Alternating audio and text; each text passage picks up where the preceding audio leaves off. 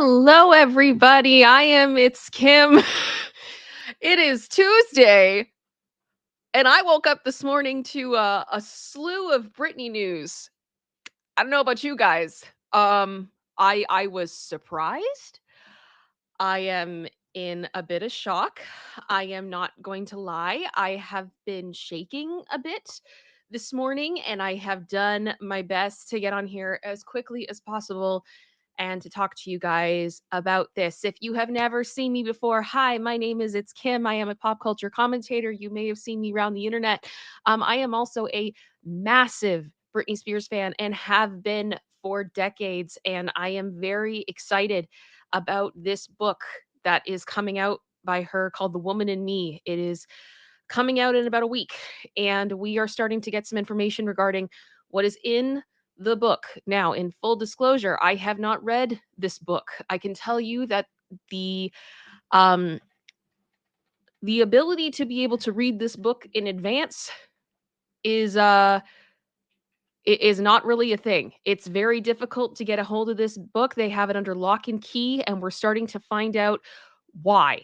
And one of those is a bombshell that has dropped this morning regarding the relationship between Britney Spears and her ex-boyfriend Justin Timberlake. You may have seen the headline. And hello, YouTube human reviewer. I am going to do my best to be respectful and to abide by community guidelines. Part of what we're going to be talking about today is this headline that is making the rounds regarding a pregnancy between Justin Timberlake and Britney Spears that was ended. I understand that this is a topic that a lot of people have opinions about. A lot of people have very, very, very strong opinions about this topic. However, I want to make this very clear as this is a live show and there will be ability, or people will have the ability to be able to leave comments at the end of this video once it is up. This is an incredibly personal decision, and I don't think it is fair to hold people to a specific set of beliefs that maybe they do not subscribe to. I am not going to tolerate any bad mouthing of people who have chosen to go that route with a pregnancy. Because quite bluntly, it is very personal. It is none of anybody else's business what people choose to do. I understand that there are going to be some people that won't like this. I am fully expecting my subscriber count to drop. But I do believe that it is a woman's right to choose what she wants to do with her body, as much as it is a woman's right to choose not to end a pregnancy or to continue with a pregnancy.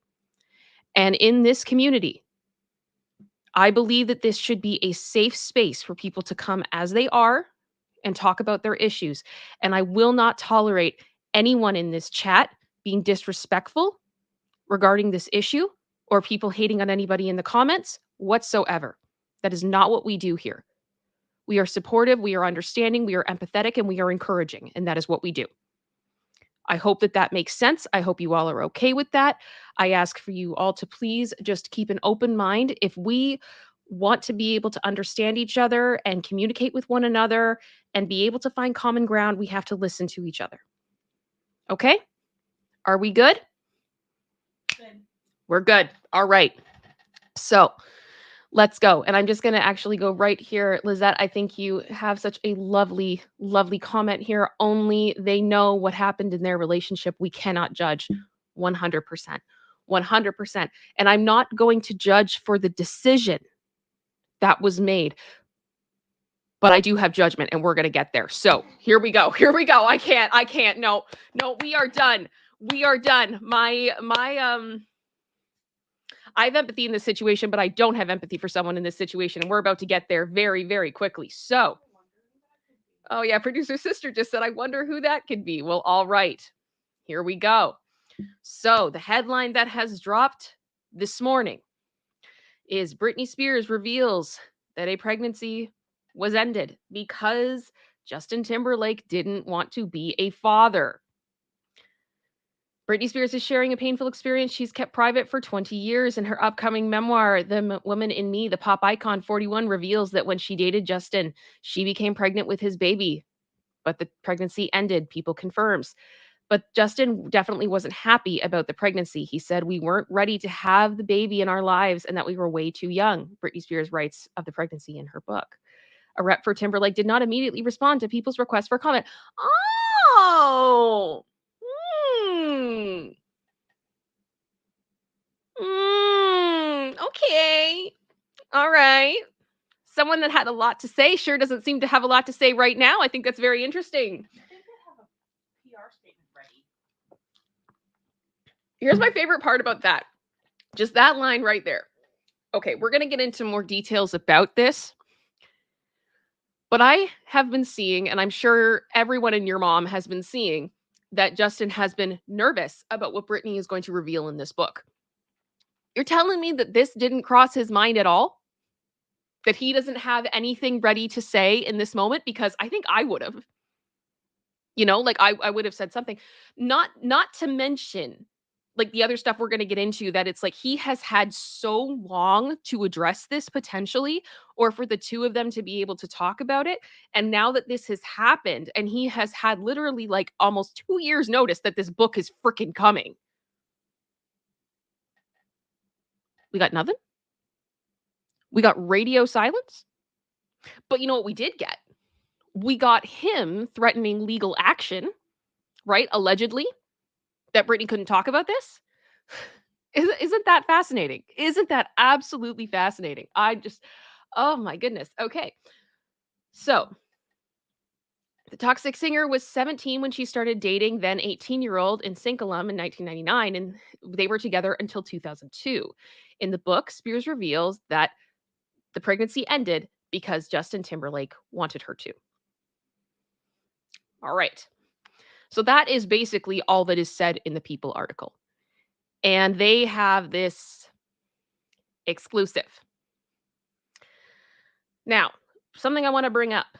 So this is an from the Instagram account Hollywood Unlocked, and they have what is supposed to be a snippet from the book that talks about this a bit more. So this is what they have reported. I have the link in the doc in the description if you wish to read it.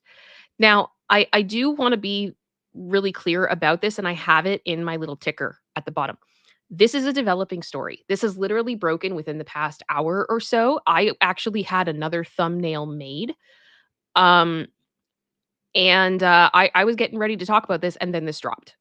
And I had to change very quickly. We are going to see more stuff come out today. It's going to happen very fast. I am doing the best to report as accurately as possible. But please understand that I am a human being and stuff is coming out, and I cannot be streaming and checking stuff every other second to be able to give you guys this at the same time. So, hope that makes sense. Okay. All right. So the quote here that they have is from Britney. "It was a surprise, but for me, it wasn't a tragedy. I love Justin so much. I always expected us to have a family together one day. This would just be much earlier than I had anticipated." Spears writes of the pregnancy in her new book. But Justin definitely wasn't happy about the pregnancy. He said, "We weren't ready to have the baby in our lives and that we were too young." As previously reported, the two started dating in 1999 when she was 17 and he was 18. Spears went on to share that she decided to go through with the ending of the pregnancy um, because the former NSYNC member wanted her to. She writes, "I'm sure people will hate me for this, but I agreed not to have the baby," she said in the book. "I don't know if that was the right decision. If it had been left up to me alone, I never would have done it." And yet Justin was so sure that he didn't want to. Now, I think that this is important.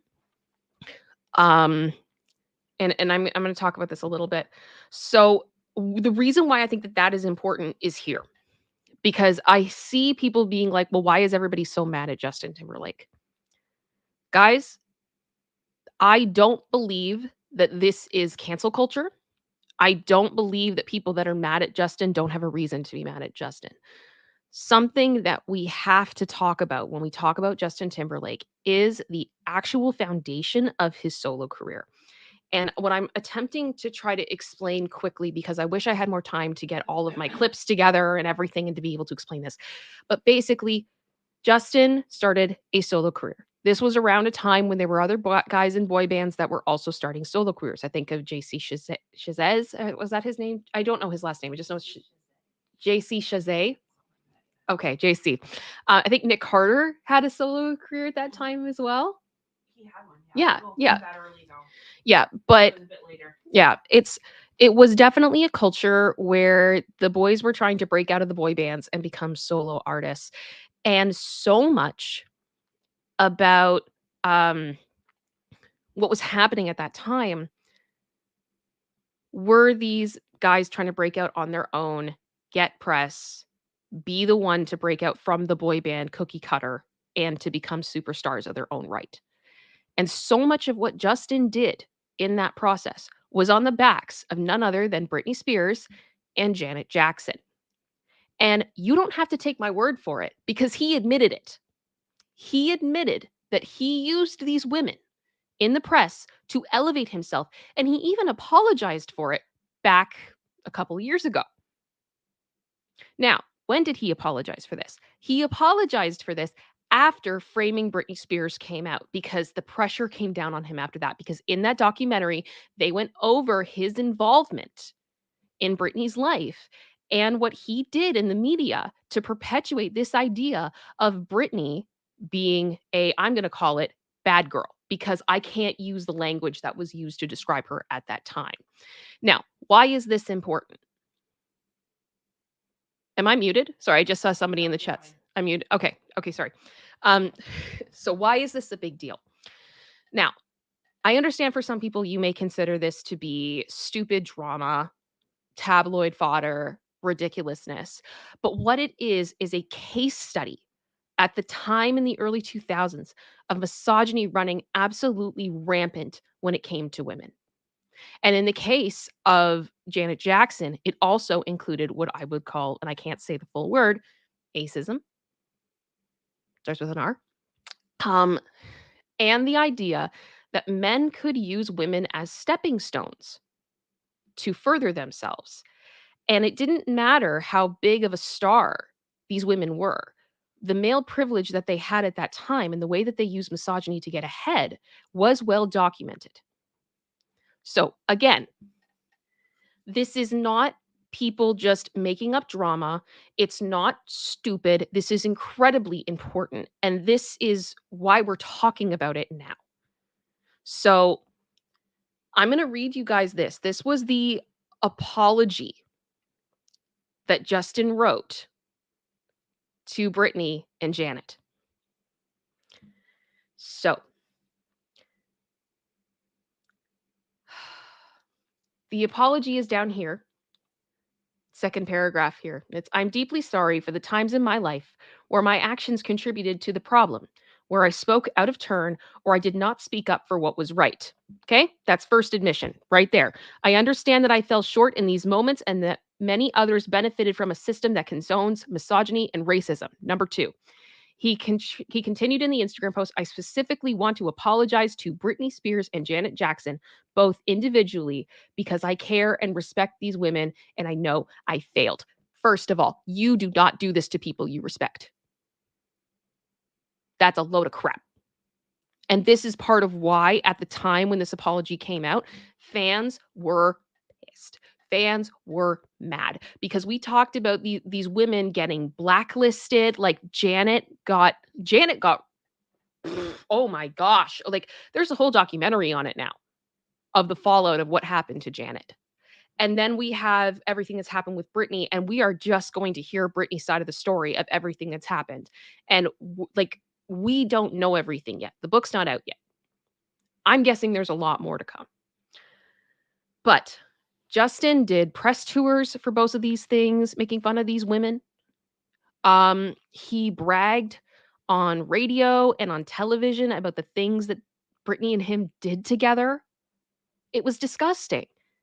He launched his career off of Cry Me a River, a song literally written to frame Britney as this horrible, unfaithful woman. And I really think we're going to hear the other side of this conversation. And I think it's going to be quite enlightening in the times that are about to come. All right. So when this apology came out, everybody was really mad. And not to mention that it came out in like a iPhone text post type thing apology. It was very like it got loud for him. There was a lot of pressure on him to apologize because of what was coming out that couldn't be disputed anymore, and it was so incredibly obvious what it was. And that's why I'm saying that, like, people that are like, "This is stupid, this is just to sell books or whatever." No, it's not, because if it was, he wouldn't have apologized. Period. Like, you sorry, the argument falls flat. Your argument is invalid. Now, the first part of this article was also part of why I wanted to talk about this, which is when Britney spoke in court, she shared that during the conservatorship, she was forced to have something put inside of her body to stop her from being pregnant. And this started a lot of conversation about Britney's bodily autonomy and the right that she should have to her own body. And there is a quote from Justin here saying, "After what we saw today, we all should be supporting Britney at this time, regardless of our past, good and bad, and no matter how long ago it was. What's happened to her is just not right. No woman should ever be restricted from making decisions about her own body." And this is where I have a problem. These two quotes right here. This is going to probably be, in my opinion, why fans are going to be angry. Justin, on one hand, says that no woman should be restricted from making her own decisions. And at the same time, Britney was saying if it was up to her alone, she wouldn't have done it. Then, when you consider everything that Justin did to completely drag Britney through the mud, to destroy her image, to basically use her as a stepping stone to make himself famous. When, let's be real here, Britney Spears, in her own right, in my opinion, and I don't really think this is up for debate because we can look at sales numbers, Britney was more famous than Justin was. Same as Janet Jackson. He used these women as trampolines for his own superstardom. After knowing what had happened, what he had pressured her to do. And we know now, looking at Britney, how incredibly important having a family was to her. How much she's really just wanted to be a mom for so much of her life. This would have been agonizing for her. Absolutely agonizing.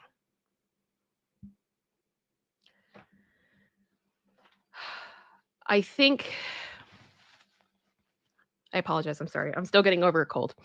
Also, thank you very much to all the well wishes to myself and my family and producer sister and everybody, because we've been struggling with being sick the past few days, which is why I wasn't on with you yesterday. But this looks like it's going to be the tip of the iceberg. I have the feeling that this is just going to explode. And now I feel like I understand why. Oh, hi there. I understand why this book now is under lock and key, because this is absolutely wild. Absolutely wild. I'm going to check in with you guys in the chat and see what you guys are saying here. If you guys have some comments you want to make, any questions you have, we can talk about it. I think it's important that we do talk about it. Sorry, I just saw. Oh, Amanda Panda, thank you. Member for 12 months. Hi, Kim. I hope you all feel better soon. Thank you. We are on our way. We're working on it. We're trying. Yep. Yep. Oh, yeah. Brittany did. Yeah. Brittany just made Justin relevant, Shauna. I would agree with you on that front a little bit, because I also have to say, I think that this is interesting when we're talking about Justin recently, that he did the reunion with NSYNC, and if I remember correctly, he was like, "I'm never gonna do that," and then all of a sudden he does. I wonder, was it trying to get, good press about himself out there, or what? I also saw another thing where he did something with Mr. Beast. Like, I don't even know. I don't know. I just see a super sticker. Thank you so much from Maria24T for the $5 super chat. That's super kind of you. Thank you so much. Thank you. Just taking a look to see what it is. Oh, it's the doggy. Fighting. Thank you so much. Oh my goodness. Um, I'm assuming this is King Bob from his alternate account. Linda's here. The show could start now. Yes, thank you. Everybody say hello to Linda. Thank you. Oh my goodness. Okay. Sorry. Wow. I got stuff going everywhere here. Hybrid Pisces just said both were child stars, though controlled by the machine. I doubt Justin made many of his decisions at his own time slash that age slash stage was likely heavily pressured and influenced too. Um, See, the thing is, I do understand what you're saying, and I'm not going to say that you're wrong. Because the other thing I will say with this story now, it's putting a lot of things into perspective when we talk about Jamie Lynn Spears and her pregnancy. Because when she was pregnant in her book, she talked a lot about how everyone wanted her to end the pregnancy. She chose not to. There was one person in her corner, if I remember correctly, saying that she shouldn't end the pregnancy, and I believe that that was how do I put this? Pooh Ayler. I'm not going to say her name because I don't want to get sued, so I'm just going to call her Pooh. So I wonder if it's possible that there was also pressure for Britney on her side of the family as well, or if this was just a thing that people did at the time in show business that like you had to, if it happened, you got rid of it. You know what I mean? And I don't know if that is the culture that it was. Um, but I think the way that Justin conducted himself after the fact is a whole other thing. Yeah. You know, we do that. I like that, Lena. Let's go Who Taylor. It's Who Taylor. Which Taylor? Who Taylor? What Taylor? Who Taylor? There we go. I do want to say thank you so much to Shauna Brown for gifting 10 memberships to the channel. Welcome to the new Space Angels. I'm so glad you're here. If you would like to join my community of Space Angels, please consider membership. We have lots of fun in this community, and I would love to see you be a part of it. And if you want to support me and the work that I do, this is a great way to do that because not only does it help me and it helps me to be able to continue doing my channel, it also involves more people in this community so we can all share this experience together. And we do tend to have a lot of memberships given out in this community. So if you're interested, please allow gifts on your account because you may end up getting one and you can have some fun with that. There's also tons and tons and tons of behind the scenes content and extra content for members only. You can see on my page, there is a playlist called Space Angels Only. And I really hope that you enjoy that content because I made it all especially for you guys. Where is it? Is this going to be the whole thing today? Is it Who Whaler? Who Whaler? Pooh Haler. What? Who Wireless?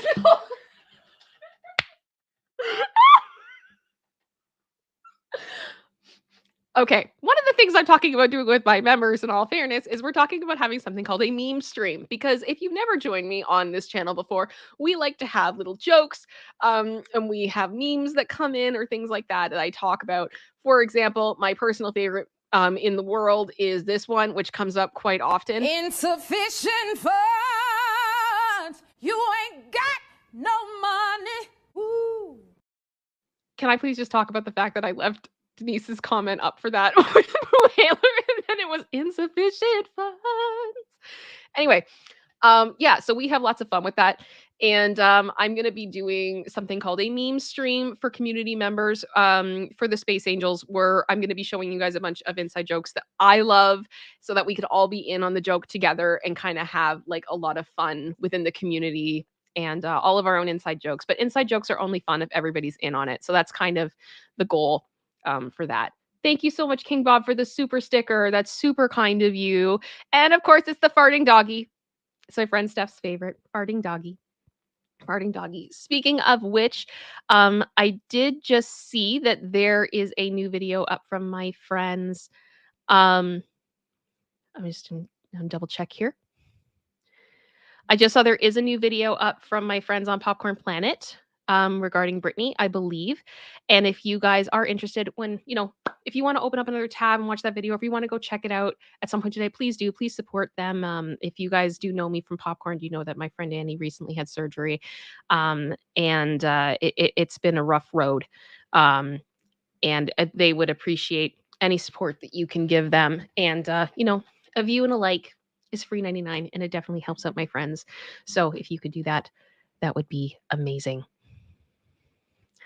So I'm just going to go back to the chat here. Let's go back on. Carbonite Stardust. Hello. Just said Justin at the time was old enough to know right from wrong. He chose wrong. That he did. That he did. That he did. Yeah. Us. Where is it? Sexy Green Eyes 1117 said, I can't. I'm on my phone. That's fine. That's fine. That's totally understand it. It's just if you can. We appreciate it. We appreciate it. All right. So this is what I have prepared for graphics. This is as fast as I could go. I ran. I have to tell you, literally, when I read this, I was shaking because I think part of what has upset me so much about this in particular is that for years and years and years as a fan of Britney, I watched the media just go at Britney relentlessly. And that's just, it wasn't okay. It wasn't okay the way that they went at her. There was always a double standard when it came to Britney.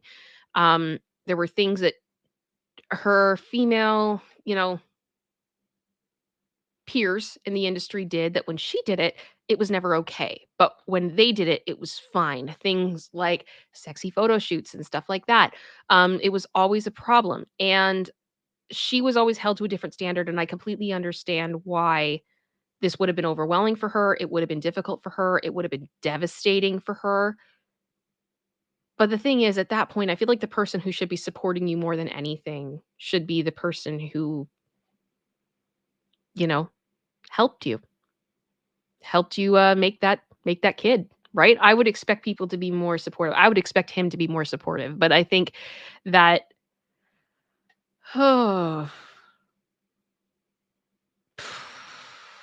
it just really shows who he is. Yeah. Carbon I started just said, all you have to do to be famous is be prepared to sell your soul. Justin did that. I mean,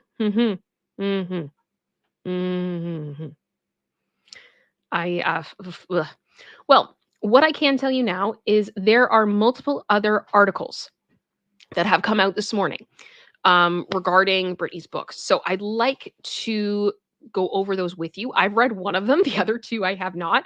So let's go over it. Again, YouTube human reviewer, I am going to do my absolute best to respect the guidelines. I understand we're going to be talking about some stuff that's difficult, but please know. I'm trying. So let's go for it. Let's bring these up. We're going to do some screen sharing here because I didn't have time to get all of the graphics together and to get on with you guys today. So let me get this all set up to go. Thank you for your patience. I hope everyone is doing well. In the chat today, can you guys tell me where you are watching from and if you guys are drinking anything right now? Like I'm having my Frappuccino. Love to know what you guys are up to. Just blow up my chat. All right.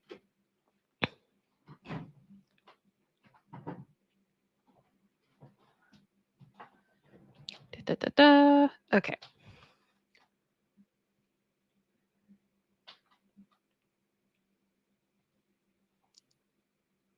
That's it. Good. Perfect. There we go. We're up. We are in business. All right. So the article that came out today. Britney Spears opens up, finally free to share her story in bombshell memoir and new interview. No more lies. The pop icon will release her bombshell memoir, The Woman in Me, on October 24th, and People has an exclusive look. Here we go. So here is the lovely cover. It's I'm sure you guys have seen. It's a sun-kissed afternoon in late September, and Britney Spears pirouettes in powdery white sands on a beach in Tahiti.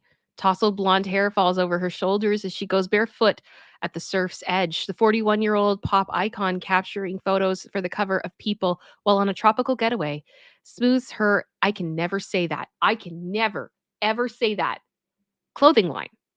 Designer clothing line, sundress, fixes her bangs and moves into the shallows in search of a good shot. Working the camera as only she can, Spears looks up and smiles.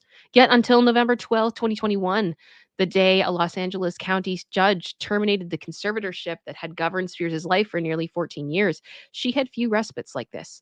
The legal victory following the fervent testimony in which Spears accused her father, Jamie, 71, and others of exploitation and ABUSE set the stage for a second act that is both exhilarating and tricky. Learning this new freedom, I'll admit, is challenging at times, she tells People in an exclusive interview done via email, which I'm not surprised about in the least.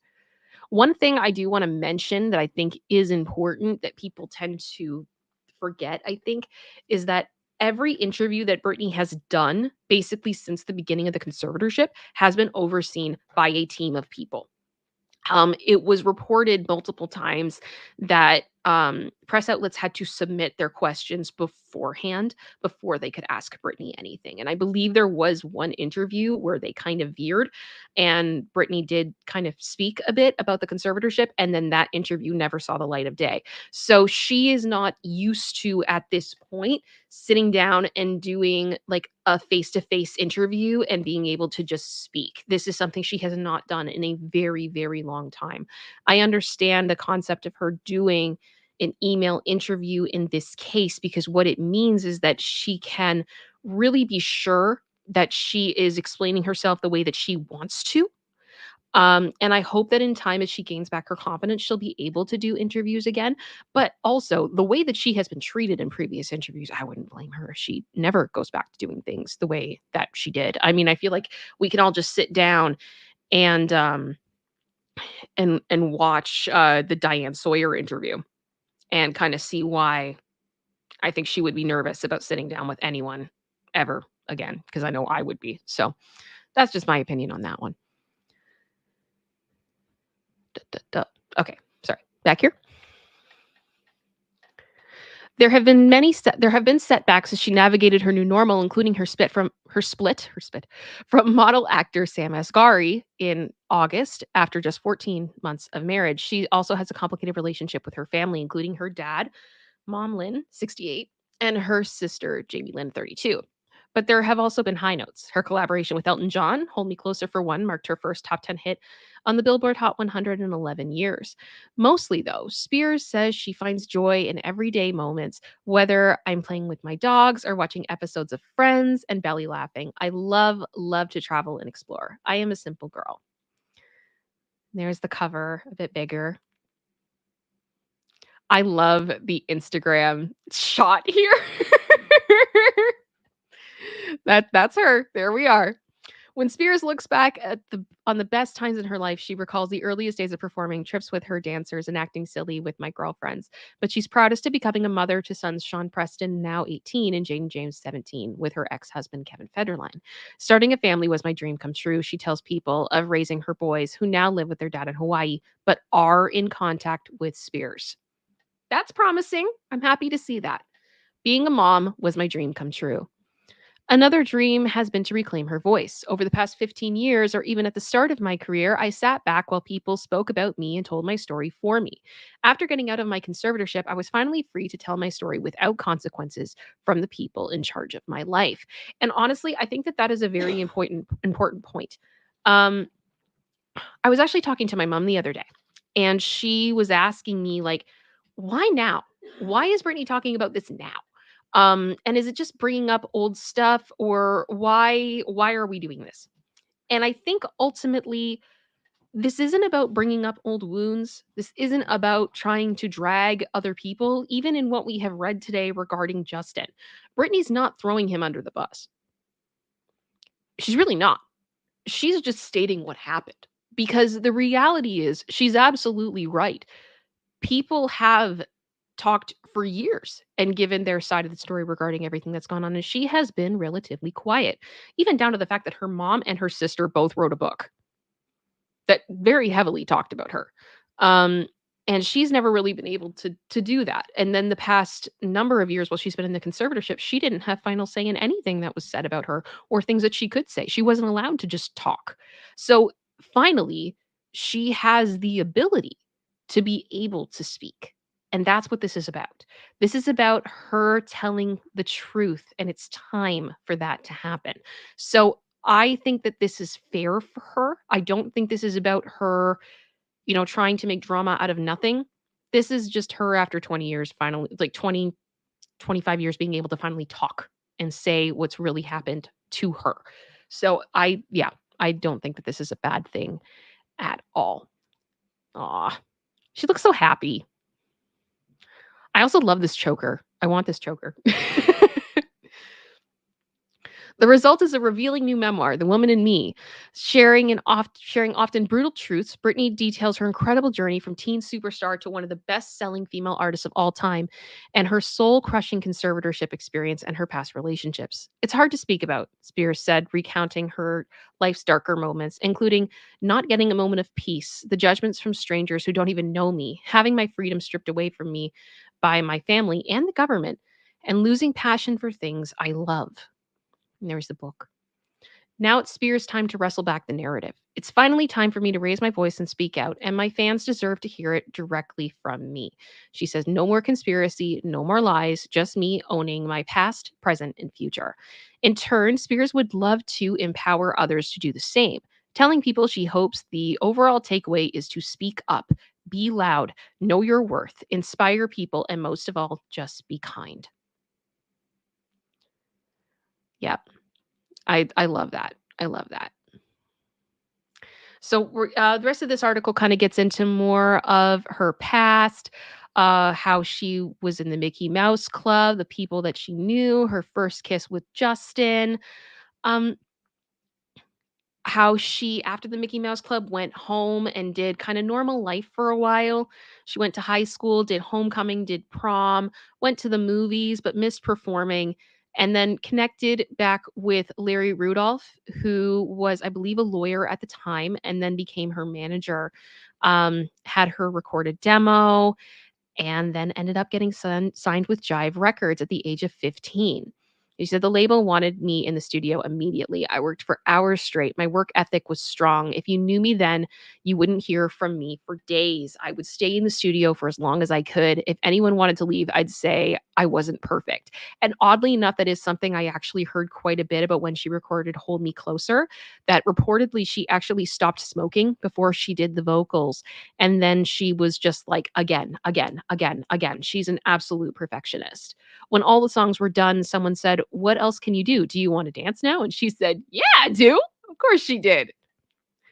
Following the success of her first two record smashing albums, Baby One More Time and Oops, I Did It Again, Spears hit the stage at the 2001 MTV Video Music Awards to promote her third album, Britney. And the plan was for me to sing I'm a Slave for You, and we decided I would use a snake as a prop. The snake's name is Banana, by the way. It became an iconic moment in VMA history, but it was more terrifying than it appeared.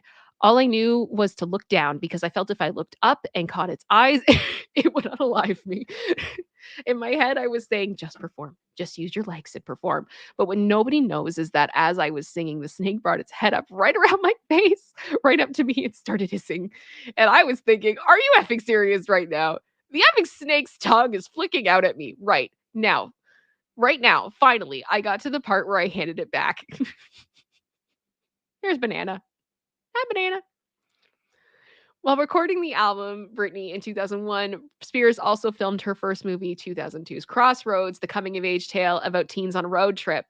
The experience wasn't easy for me, she said reportedly, I guess. My problem wasn't with anyone involved in the production, but with what acting did to my mind. I think I started method acting, not, only I didn't know how to break out of my character. I really became this other person.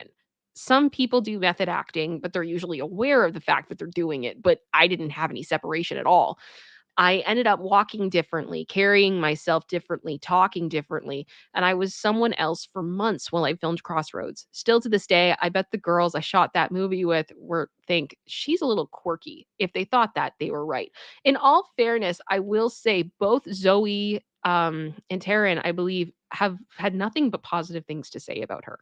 They really have. I mean, Zoe has been one who has defended her fiercely in the media for years, which I've always very much appreciated when people have tried to get her to say stuff negative about her. It's very similar to what people have tried to do with Beyonce. The same. They tried to get Beyonce to badmouth Britney, and she's always been like, nope, nope. She's a Southern girl and she's nice, and nope, nope. Britney's awesome. So yeah, same thing.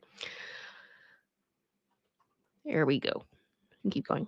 The experience wasn't. No, I read that. Here we go. That was pretty much the beginning of the end of my acting career, and I was relieved. The Notebook casting came down to me and Rachel McAdams, and even though it would have been nice, would have been fun to reconnect with Ryan Gosling after our time on the Mickey Mouse Club, I'm glad I didn't do it. If I had, instead of working on my album in the zone, I had been acting like a 1940s heiress day and night. And can I just say, I'm very thankful that she did do In the Zone because that's like my favorite. So yeah. I imagine there are people in the acting field who have dealt with something like that, where they had trouble separating themselves from a character. Yes, they absolutely do. I hope that I never get close to that occupational hazard again. Living that way, being half yourself and half a fictional character is messed up. After a while, you don't know what's real anymore. Oh, she's so young in that picture. Oh my gosh. Baby Britney. Okay. Then we move on to 2008. By 2008, Spears, who had welcomed two sons with her second husband, Kevin Federline, had become a constant paparazzi target and a tabloid fixture. After being placed under psychiatric holds that February, she's put into a court-ordered conservatorship, granting her father and a lawyer control over Britney Spears' financial and personal affairs for the next 13 years. In that time, she recorded and released 4 successful albums and headlined her Piece of Me Las Vegas residency that grossed $138 million during its 4-year run. But behind the scenes, she says she was unhappy. I'd been eyeballed so much growing up. I'd been looked up and down. I had people telling me what they thought of my body since I was a teenager. Shaving my head and acting out were my ways of pushing back. There we go. And quite bluntly, I see a lot of these articles coming out right now saying, like, Britney finally reveals why she shaved her head. She's already told us that. She already told us that. She told us that in For the Record, which was a documentary that came out to support the Circus album. And she was asked about it, and she just said it wasn't that big of a deal. People shave their heads all the time. She felt like it. She wanted to. So she did. That's what it is. And the thing is, like, people have been saying that forever that are Britney fans and people aren't listening. So I hope now people get it, that it just was her fighting back. It's a very normal thing for people when they go through change to want to change their hair. It's like a psychological phenomenon. We have talked about this. I actually have a whole video on it, Britney Spears and her hair, which was a video that pained me to make. But as I talked about it at the beginning, it was like Google had literally made an entire section in the news that week about Britney Spears and her hair. And I was like, I don't understand this obsession people have with her hair, but we've got to talk about it. So anyway, yeah. But under the conservatorship, I was made to understand that those days were now over. I had to grow my hair out and get back into shape. I had to go to bed early and take whatever medication they told me to take. If I thought getting criticized about my body in the press was bad, it hurt even more from my own father. He repeatedly told me I looked fat and that I was going to have to do something about it.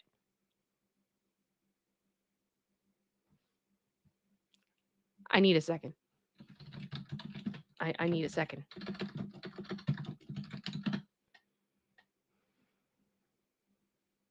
This is probably going to be one of the meanest things I have ever said on the internet.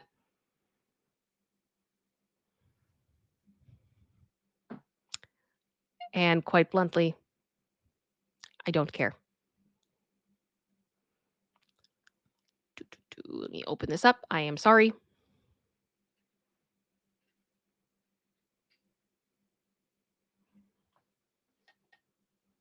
This man didn't think Britney Spears was good looking enough.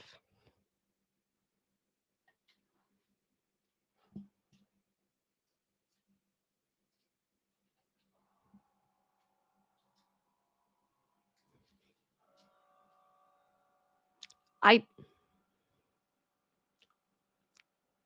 I don't take advice from people that I don't want to be like. I don't know where he gets off on doing that. Not okay. Not okay. I'm not here for it. I would do little bits of creative stuff here and there, but my heart wasn't in it anymore. As far as my passion for singing and dancing, it was almost a joke at that point. Feeling like you're never good enough is a soul-crushing state of being for a child. He drummed that message into me as a girl even after I'd accomplished so much. He was continuing to do that to me. I became a robot, but not just a robot, a sort of child robot. I had been so infantilized that I was losing pieces of what made me feel like myself. The conservatorship stripped me of my womanhood. It made me into a child. I became more of an entity than a person on stage. I always felt music in my bones and my blood, and they stole that from me. If they let me live my life, I know I would have followed my heart and come out the right way and worked it out.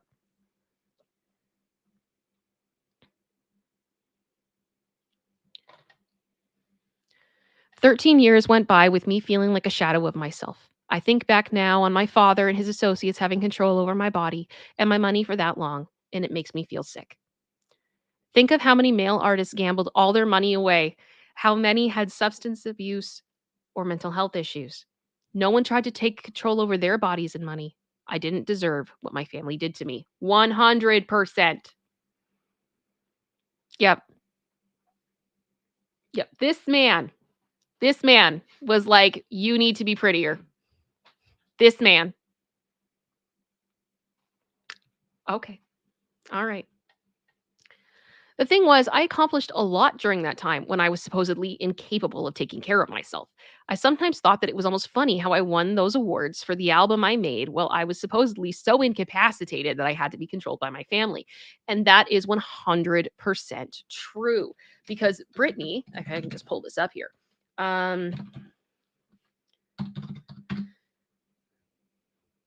VMAs in 2008.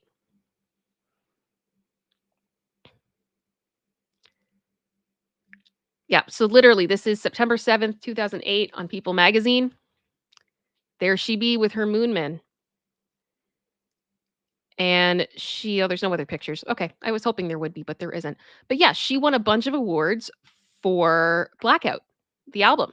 And she was incredibly involved in that record. She was an executive producer on that record, wrote multiple tracks on it. That was, for those of you that don't know, Give Me More, Piece of Me, Break the Ice, and Radar, which then was, for whatever reason, was re-released again on Circus and was a single there with a really weird video involving a horse, which I'm sure any of you Britney fans know exactly what I'm talking about. The Candies commercial with the polo horse. It was weird. It was a thing. I don't even know. I can't.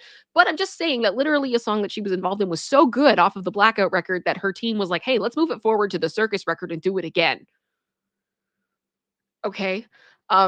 I still have questions about that. Oh my goodness. Okay. I sometimes, yeah. There we go. The truth was, though, when I stopped to think about it for very long, it wasn't funny at all.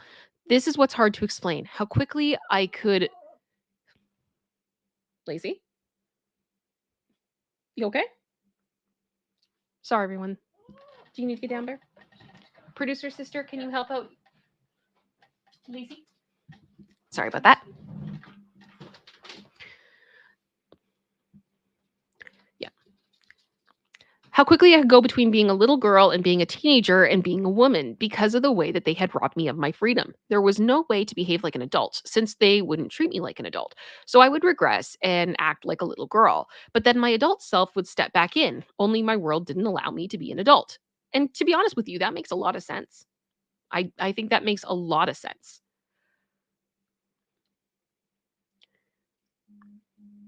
The woman in me was pushed down for a long time. They wanted me to be wild on stage the way they told me to be and to be a robot the rest of the time. I felt like I was being deprived of those good secrets of life, those fundamental supposed sins of indulgence and the adventure that make us human. They wanted to take away that specialness and keep everything as root as possible. It was the unaliving to my creativity as an artist. On June 23rd, 2021, Spears testified in open court pleading with the judge to end the conservatorship. Her father was suspended as her conservator in September, and 2 months later, Spears' conservatorship was terminated.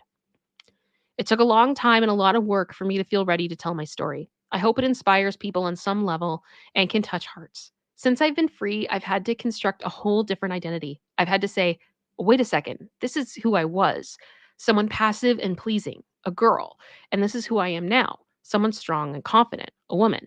I love that picture of her on the beach. So cute. From The Woman in Me by Britney Spears. There we go. So it's available for pre order and it's being released on October 24th, the day I will have no sleep. Well, I want to check in with you guys on the chat because I know there's been lots of activity. And to be honest with you, I haven't really been able to look at any of it. So I'm just going to double check here. I just saw Robin come in. Hi. Hi, Robin. I'm sure you must be living today. Same as me. We are both big Britney fans. I'm just double checking here. I see, if I can go back, Shauna gifted another 10 memberships, I believe. Thank you so much. Shauna, you didn't have to do that. I very much appreciate it. Welcome to the new members of the Space Angels. I'm just taking a look here. I'm just taking a look through the chat and seeing how everybody is doing. Vanessa said Blackout is a classic and she was very much involved in every aspect of it. 100%. She was. She really was. I did a deep dive on Blackout on my channel last year, I believe. And we talked, and in that video, I talked quite a bit about how it was very much an outlet for her. It was an outlet of her creativity and really what she focused on. And I believe Danja even said it wasn't like she brought her personal life into the studio. She said she dealt with it in other ways or something to that effect. But she was very, very focused on it. And I think she put together an incredible piece, which is why it's so beloved in the Britney community. 100%. Lena just said, I love how this is going to show everyone, look, she's not crazy. I think it's very much something we have to keep in mind that Britney has an extraordinary life in an ordinary world, and we cannot judge her based on normal standards because she doesn't live in that type of normality. She lives in a completely different world, and I feel like we're going to understand that world a bit better as we read this book. Ray said it seems her parents were afraid to lose control of her when she grew up. I mean,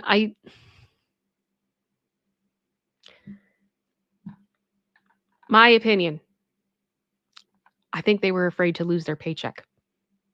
Because one of the things that was happening through that time was that Britney was starting to cut people off. Because she'd had enough. Just my opinion.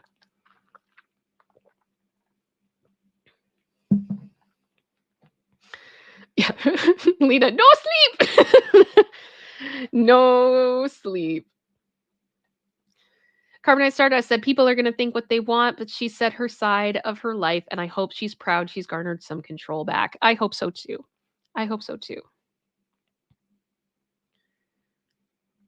Lilo the Stitch said there were people falsely accusing Britney of lying. That has always happened. Always happening. Sliving for the blunt truths, Robin. Yes, yes, yes, yes.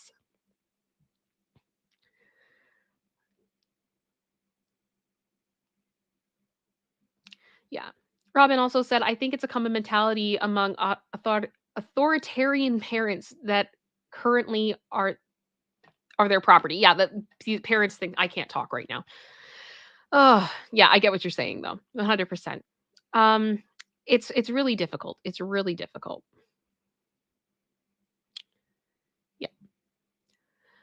Linda said all her albums showcase classics, but all albums before Britney Jean are forever iconic. I would agree with you, but I also would argue that Glory is actually underrated, in my opinion. She was very involved in Glory from what she has said. I'm sure we're going to find out more as time goes on, but I think there are moments on Glory that you really can hear her just vocally go for it, which is something she really hadn't been able to do a lot in the past. And I'm glad that she did have that outlet. So I think it'll be interesting. But I love Glory. I really do. I love Glory. All right. Well, you guys, that was the Let me just simplify all my tabs here. I got way too many things open. Ooh. So, the other two articles that have dropped from People Magazine, I can show you guys. Second. Are talking about why she shaved off her hair, which I'm assuming is what we just read in the other article. And to the same, um, you know, to that point as well, Brittany describes what it was like living under the conservatorship. I became a child robot. So it very much looks like um, people took some of the the bigger headlines and then made them into separate articles and went from that point. I haven't had the chance to be able to look through both of these and make sure that there isn't anything on here that I can show. So I will have to do that. And if there's anything that I need to update you guys on, I will let you guys know. Because as I said, YouTube. I'm trying. And thankfully, we are still monetized. So I guess I'm doing an okay job. Hoping.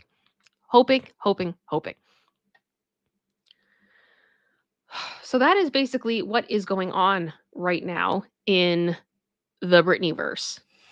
I am still in a bit of shock just regarding the headlines that has come out now involving Justin Timberlake. I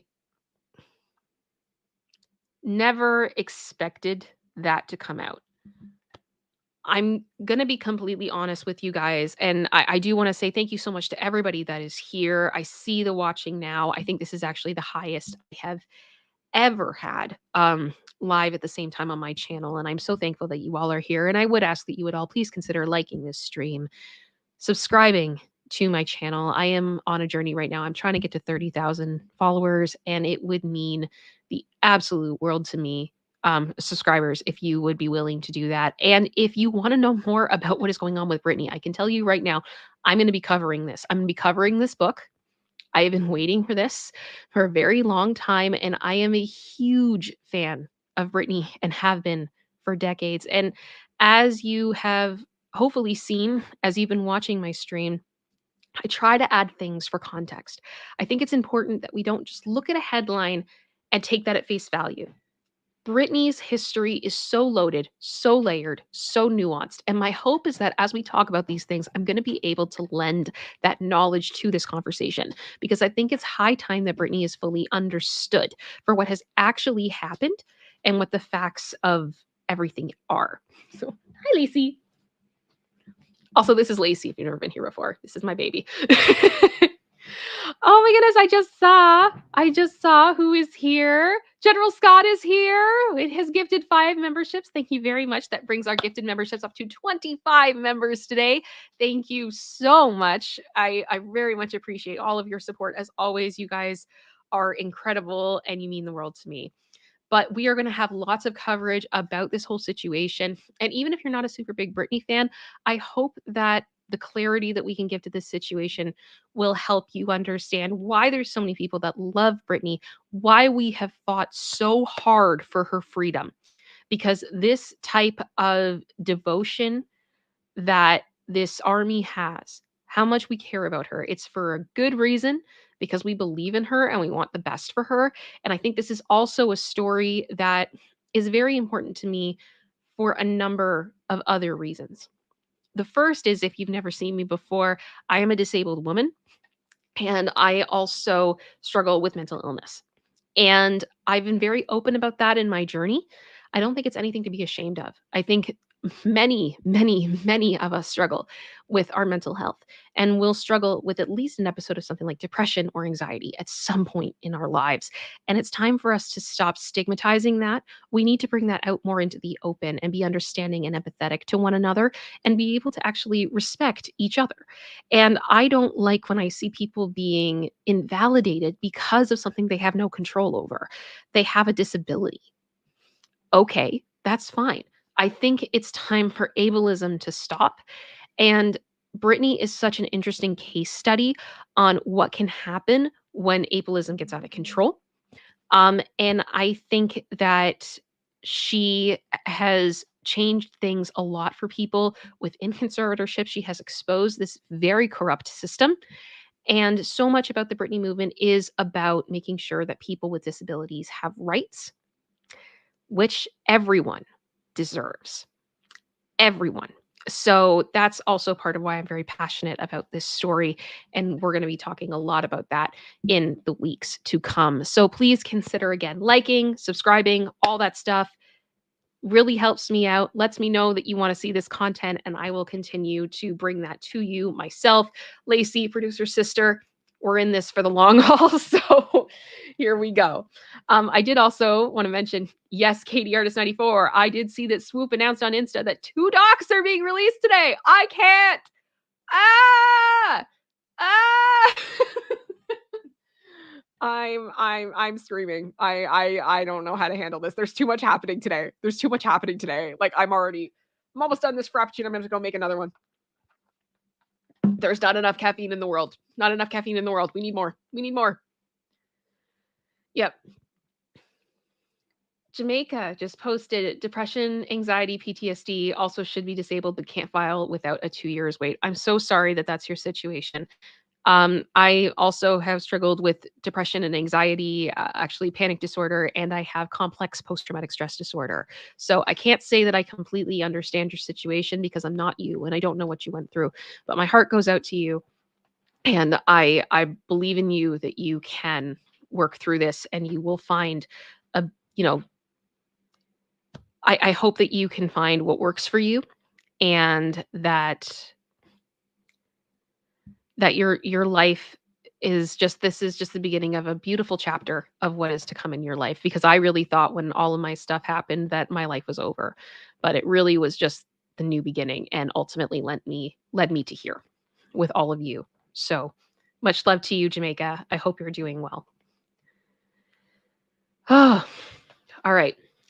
I do have to apologize. I have to blow my nose. Those of you that don't know, I have been really sick for the past week. My family's been really sick, so I apologize. Just give me 1 second.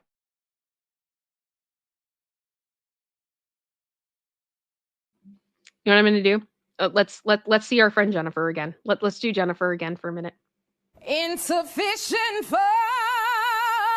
You ain't got no money. Ooh.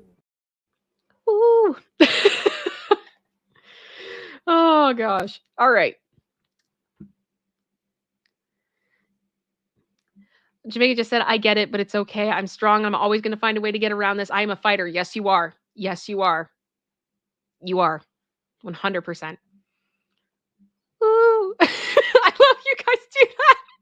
Ooh. All right. Ooh. Okay. So I think that about covers the Britney stuff for now, unless something else has leaked and I need to check that. You know what? I might actually ask Linda, if you wouldn't mind, if you have a chance, would you be able to take a quick look and see if anything else has leaked in the past hour that we need to be aware of? Because, oh my gosh, it's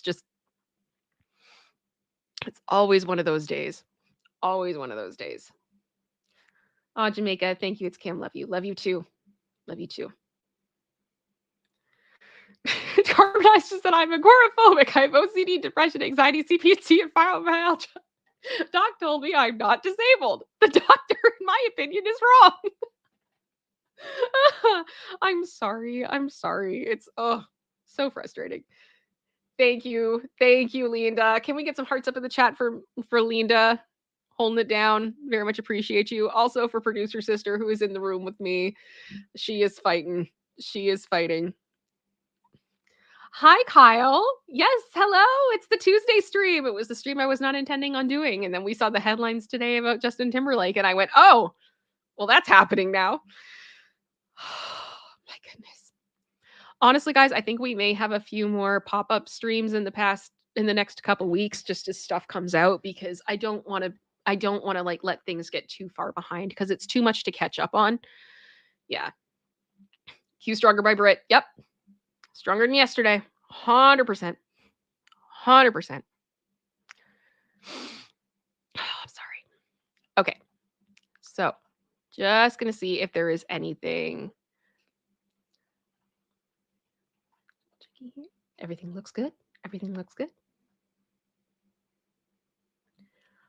Oh, producer sister puts the video for every time in a new light. Oh,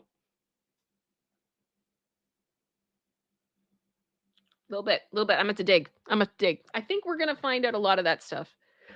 It's gonna be interesting. I will say, I have some theories about what is going to be in this book, and I have held back on a lot of them. Because I think some of what my guesses are would be very irresponsible for me to state publicly. But I think there is a lot that is going to come out about Justin. I've seen a few things come out as far as Britney talking about her family history.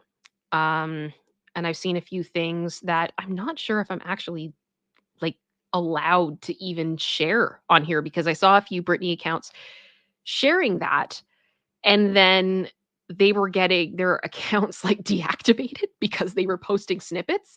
And I don't want to end up in that type of a situation. So I can't. But I can say from what I have seen, what Britney is saying about her family is consistent to the New York Vulture article, I believe, that talked about Britney's family history, which we talked about last week on the channel, which had to do with her father's family and I believe her grandmother, um, who has a very tragic story, Jean, whom she's named after.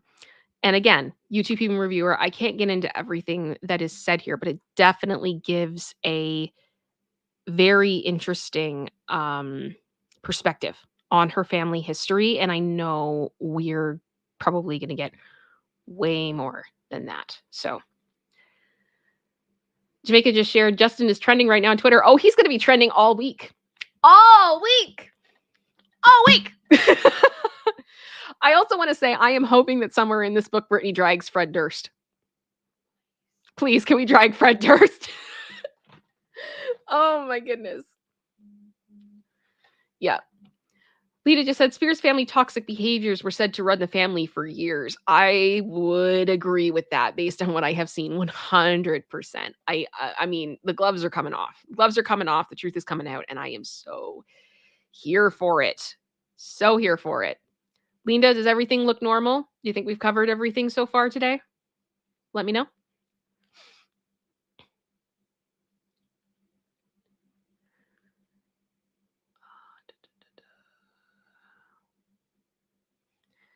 I did see your comment here. Yes, an article I read out on video, they kept making the mistake mixing up sometimes with every time, and every time has been said to be her side of the story after his Crimea River.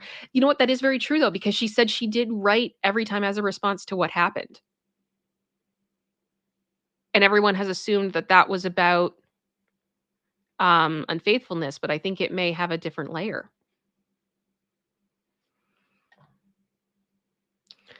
Jamaica just said Fred Durst got dragged when he had the X tape leaked a long time ago. Oh no, keep going. I'm not done.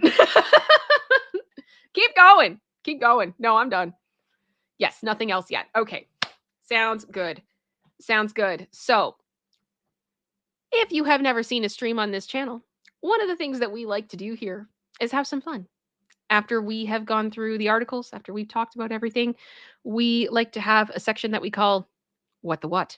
And it's very much stuff from around the internet, everything from things that make us laugh, dramatic stories from Reddit, funny design fails or Amazon reviews, any of that type of stuff, just something to kind of lighten things up and have fun. So that is what we are doing. And we have a What the What today. We have a What the What today. And I'm going to share this with everyone now because I know if I don't, there's going to be confusion. Let me see if I can find it. So a number of weeks ago, we did a What the What called Things That Annoyed People Too Much. So this was the first one. And they were all basically like design fails. For example, people's desktops who looked like that. This neighborhood planning, which we joked was Jacksonville, because every time I've been in Jacksonville, there has been constant construction and it's been a nightmare. Like this chandelier not being centered properly, this mistake with the tiling, I cannot. And then we got to this one. And this one broke me. Simply because it's the fourth floor, the third floor, the second floor, and the first floor. And what killed me about this was that not only was the mistake made once, it was made 3 times, and then they had to take it to a professional to get these vinyls cut out or whatever they are, the stencils or whatever. And no one noticed. So it's the fact it wasn't that one mistake was made. It was literally that 6 mistakes were made. And then they were installed and nobody noticed. And that threw me for a loop. I was crying. It was a mess. You can see it on that stream. It was a disaster. But the thing that producer sister has told me is that the article that she got this from had way more. She just took 10 that she thought were funny. But how many are in this article? Like, I could probably make 3 or 4 more. she said she could probably make 3 or 4 more out of this. So we now have Things That Annoyed People Way Too Much, Part 2.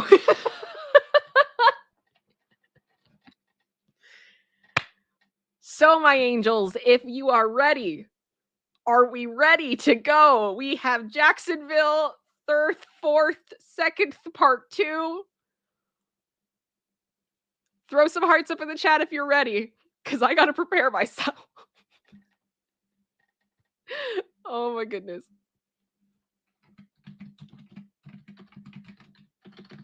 Sorry, give me 1 second.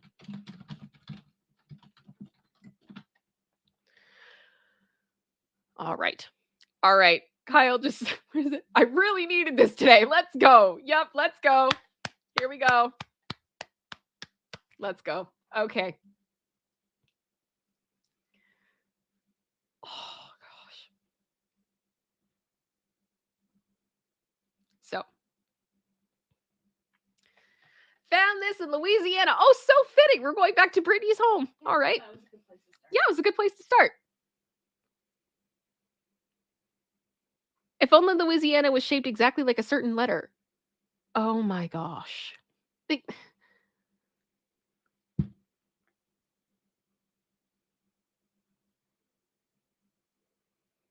was right there. It was right there in front of you. How could you miss? It was 5 feet in front of you. How? Oh, I love Louisiana. Some people only look at the details and never see the big picture. The lower level guy who designed it originally bangs his head on the desk every time he sees that reminder that his boss is an idiot. Oh my gosh. Like, why? Why? I want to fix it. I want to fix it so bad. Oof. Ugh. Okay. It's like they want me to have an aneurysm. No.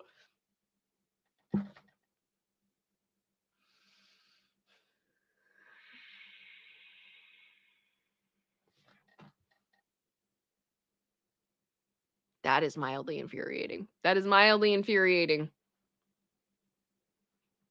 Because I don't know about you guys, but I just find this incredible sense of satisfaction when I have like a book series on a shelf that all goes nicely together and they're all the same and they just look so nice and they're all framed beautifully.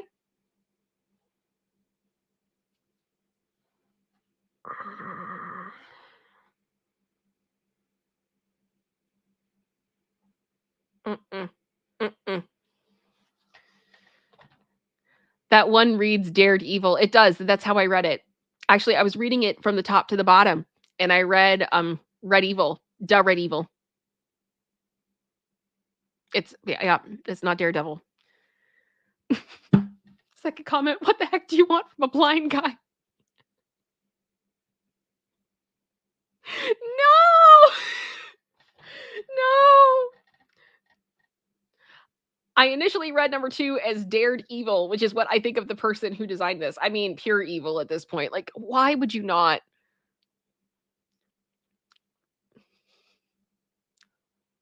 The second one shall not exist. Yeah, they have to match. They have to match. I don't. Yes, they should be fired. They should be fired. Did they not like do a test run and see how it? I can't. Second shall not pass. Shall not pass. Oh my gosh.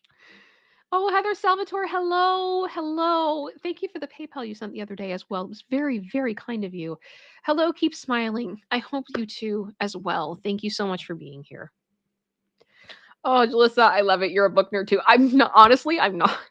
I'm gonna be honest with you. I'm not. I have a lot of trouble with my AD 4K and focusing on reading.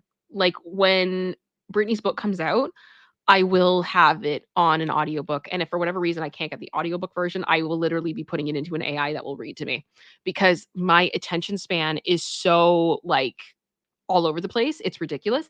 And I have a lot of trouble with that. But I have a husband that loves manga. He's been studying Japanese for a number of years now, and he has all of his manga books, and he has to have them all together and beautifully done. And if one of them is out of place, we're both just like, nope, nope, nope, nope, nope. And was it? He also loves the Sandman comics by Neil Gaiman, and he had to get them all in like the same set because they all had to work together. And I was like 100% on board with that. Like, yep, no, they should all look right. They should all look right. It's just the way that things should be. Ray, yes, I read one page and I forgot what I read. Exactly. And that's kind of part of why I do like the audiobook. So usually what I'll have is an audiobook, and then I will use an electronic device and have it on larger print. So I'm taking in less information at the same time, but I'm also getting it auditory as well as visually at the same time. And that's the best way that I can retain information. I wish I had figured that out before I went to college. That would have been great. But you live and you learn. And if I do go back to school, which I am debating, I will definitely be using that to my advantage. So, yep. It's just figuring out how to do things right for you. 100% Kyle. I used to, he just said, I'm the same with DVDs and Blu-rays. I used to alphabetize my movies. I that was a side effect of me doing corporate filing. Everything became alphabetical. My brain just got wired that way. Okay, next one. Just repave the road. What is that? It's like a circuit board. Who did this?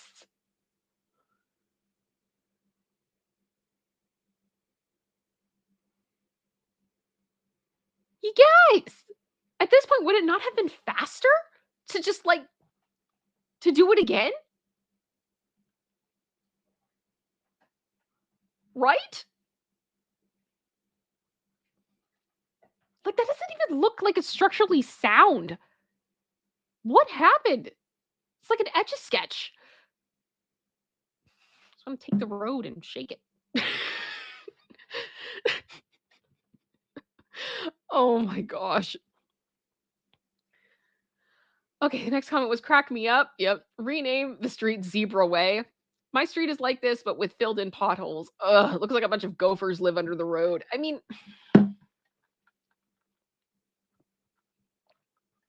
just start again, guys. Just start again. Just start again. Just do it again. The door on this house. No.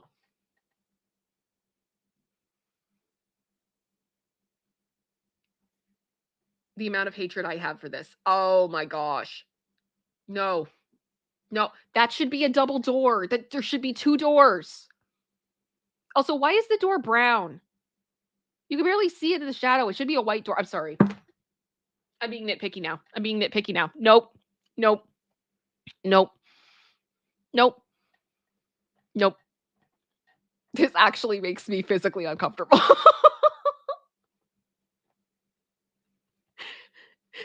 Is anyone else resisting the urge right now to just open up Photoshop and just fix it?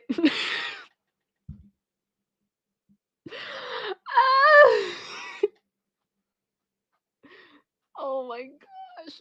No, no, no, no, no, no. Yes, it should be a double door. Thank you, Marsha. Thank you, Marsha. 2 doors. Should be 2. That's the Jacksonville chandelier.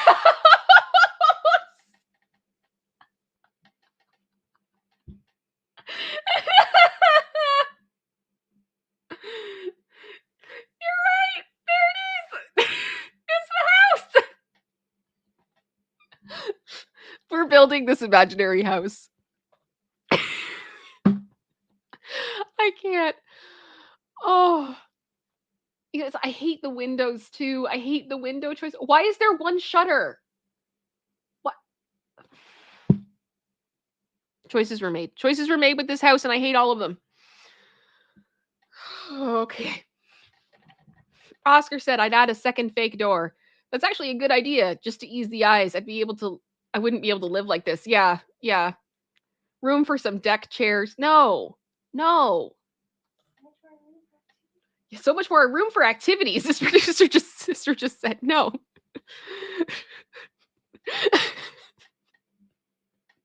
Scott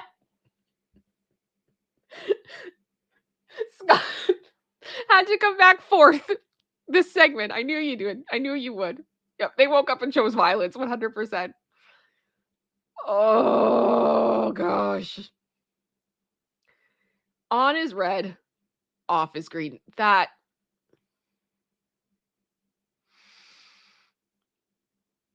and the next button just shows they're effing with you. Yep.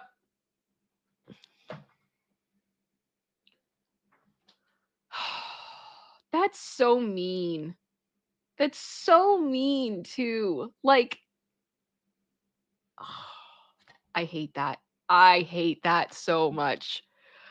Oh, just like I like my traffic lights. Green means go, and that means go ahead and shut up about it. Michael Scott. No. Oh, yeah, I'm gonna go with Shauna. I'm guessing that someone was colorblind. Someone was colorblind in the approval process, which is that really the best idea? Oh, yeah. Just no. Just no. No, no. Ninja Kitty, thank you. So glad you're feeling better, dear. I'm doing okay. I'm doing it. I'm not gonna lie. When this is done, I'm probably gonna go lay down again and relax for a little bit. I think producer sister will probably do the same. We're doing the best we can, man. Scott. People in Jacksonville have to work too. They could work a bit better. They could try. I'd appreciate it if they would try. I can't. I cannot. Oh, Shauna, I just received your PayPal. Thank you very much. I really do appreciate that. Oh my goodness. Oh, Shauna. I missed a 0 there reading. Shauna, that is incredibly generous of you. Thank you very, very, very much. That is incredibly generous. I don't like to read off amounts that are given through PayPal because I don't ever want people to feel like if they give a smaller amount that it's not appreciated, because it absolutely is. Any amount, anybody that wants to give a super chat ever or a sticker or a membership or PayPal or whatever it is that you guys do to support me, it means the absolute world to me. I appreciate it. With all my heart. But Shauna, thank you so much for that PayPal. It was extremely generous of you. And that will definitely be helping me with a few subscription fees that are coming out this month to help me do what I do. So thank you very, very much. That really helps keep the lights on, and I very much appreciate you. Sorry, that surprised me. That surprised me. Okay. Oh, hi, Amy. I see Amy. Hi, Amy. Hi. It's good to see you. It's good to see you. Thank you for the record. I saw that. I will take a look at it before the end. So yes, thank you very much, Shauna. I very much appreciate you. Okay, should we keep going to the next one? Let's go. They are plotting another crime against humanity. That is no. Sorry.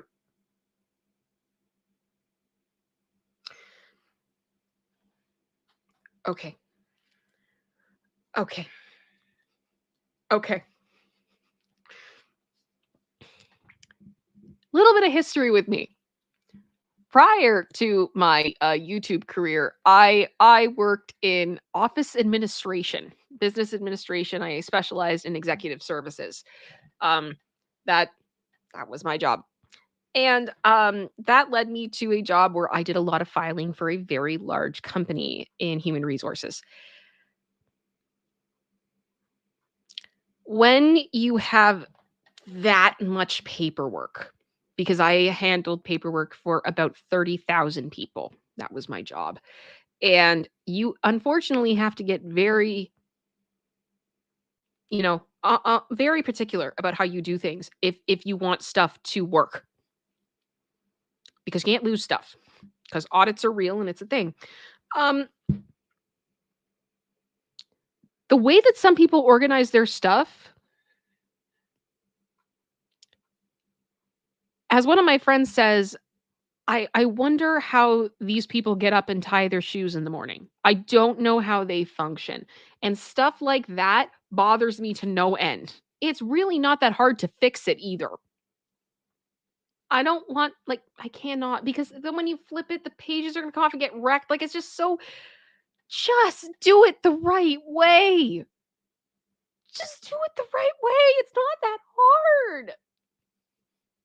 hard. They're plotting another crime against humanity. Yep, just straighten out the papers before you staple them. How hard is that? That too. I cannot. Menace.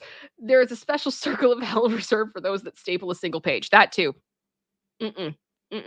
Just don't. Just don't. Just don't. I can't. Oh, gosh. All right. Next one. I am forced to look up at this every time I get up. Scott. General Scott. I think we found another room in the Jacksonville house.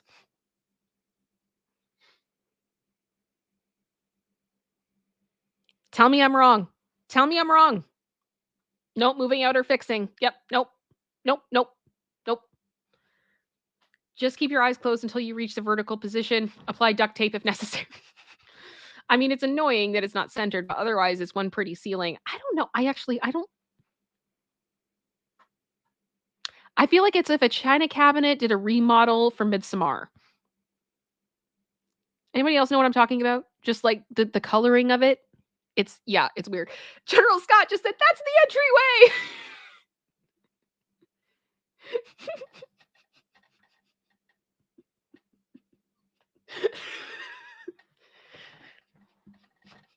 This is concerning. This is very concerning. Oh my goodness. Oh. Why do people do this? Urgh. This apartment building. Oh, that's not safe. Oh, that's not right. Oh, no. No. Microsoft Word document alignment. Uh-huh. That actually is scary to me. Because there's no way it was built like that. I don't think that would have been allowed. That looks structurally scary. No. No, no, no, no. Nope. Nope. I love the next comments. Think what else is probably wrong with the building. Even my Minecraft builds have better alignment than this. In all fairness, though, I mean, your Minecraft builds are kind of, I mean, isn't it kind of like a grid system in the sense that you can't really, I haven't played Minecraft that much in all honesty, but still, yeah, no, I know what you mean. My Sims houses have better alignment than this, I'll tell you that. Jenga. Last comment. Oh. Oh gosh. Carbonite Stardust. New movie idea for the OCD treatment. Join us at the Jacksonville Manor where everything is wrong.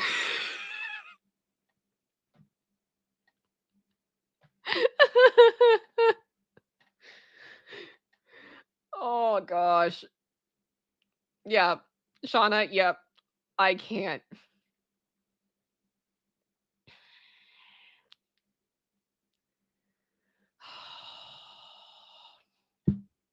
This is very scary though. Like, do we have any architects in the house right now? Like, is this a thing that people can do? Because I never thought that this type of thing was even allowed.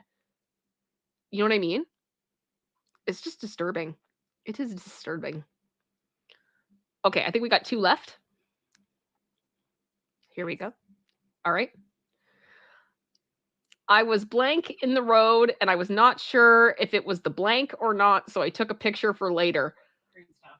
Oh, wow. Okay, so on the green, wasn't sure if you were actually seeing what you were seeing. You were seeing what you were seeing.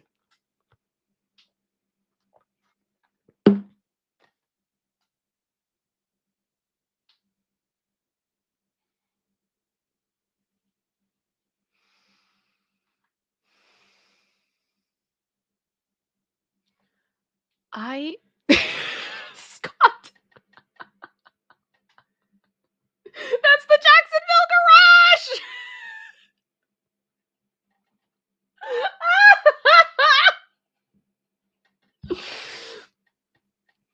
Again, like all of these people, who does this? Okay, this is why there are permits. This is why we have architects. This is why we have engineers. It should be done a certain way. Also, I have to say, like the snow, that tells me you get pretty crazy weather. What did the wind leave it like that? Exactly, Billy Cat. How does this happen? How does it happen? Oh my gosh. Snoopy Shop of Horrors. Yep.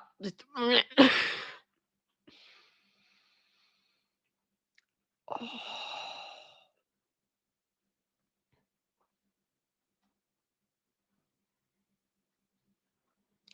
Producer sister just said it almost looks like there's a handle on the right side that's being used to pull it. I totally see that. Like, no.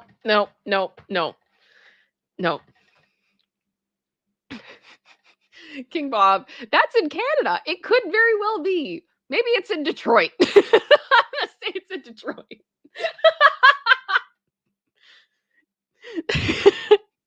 No, it could very well be in Canada. It's in Quebec.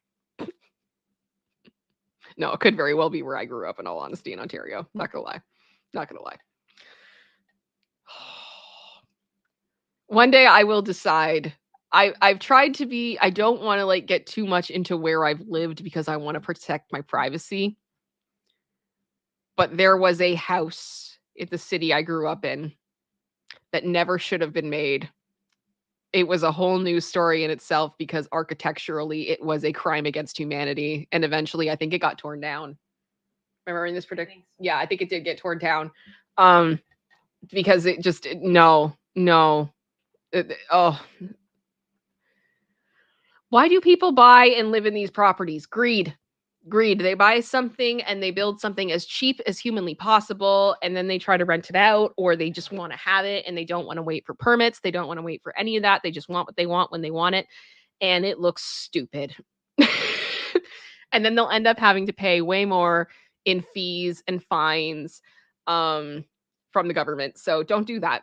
Don't do that because it's stupid. Leaning Garage of Pisa. Yep. 100%. These lights, this is the last one. Mhm.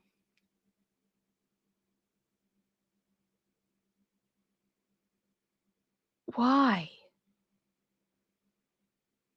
Me and the Sims trying to light up a room.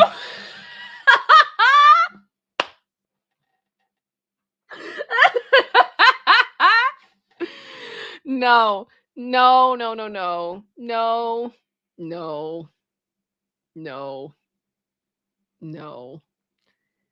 That is not okay. That is not okay.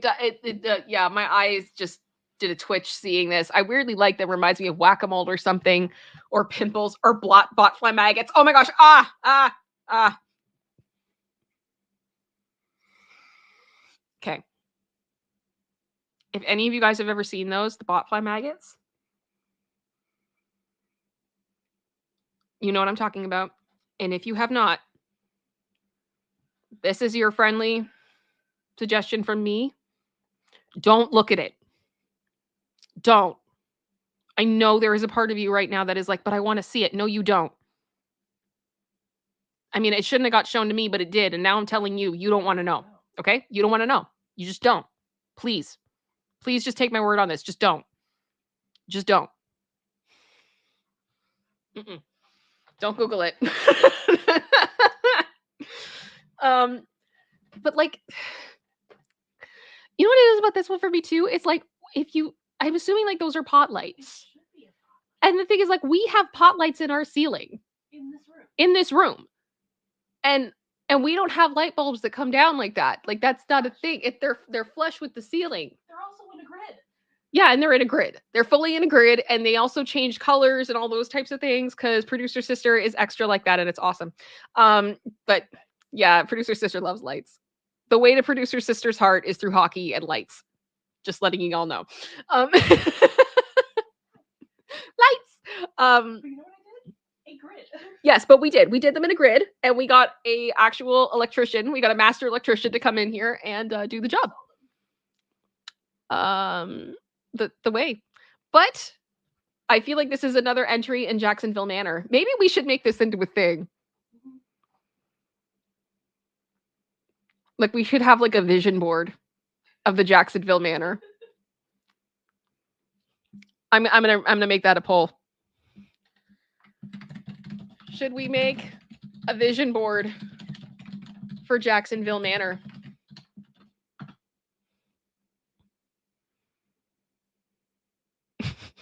And maybe if I ever figure out how to like stream video games, I could build it in The Sims. And we could all walk through the Jacksonville Manor together. All messed up.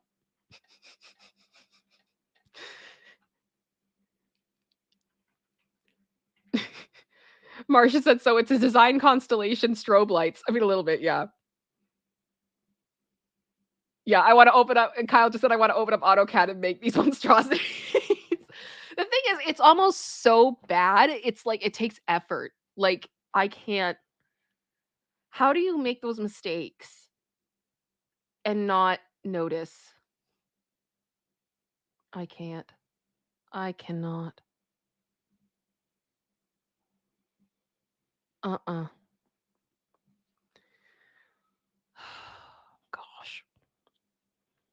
All right.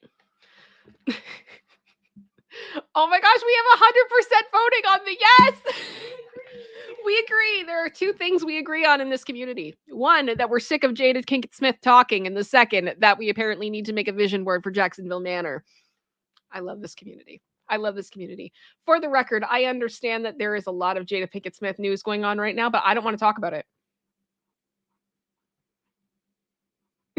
For the sake of the YouTube people reviewer, I will refrain from what I am saying, what I am thinking. Can you censor it, Scott? Because I want to know.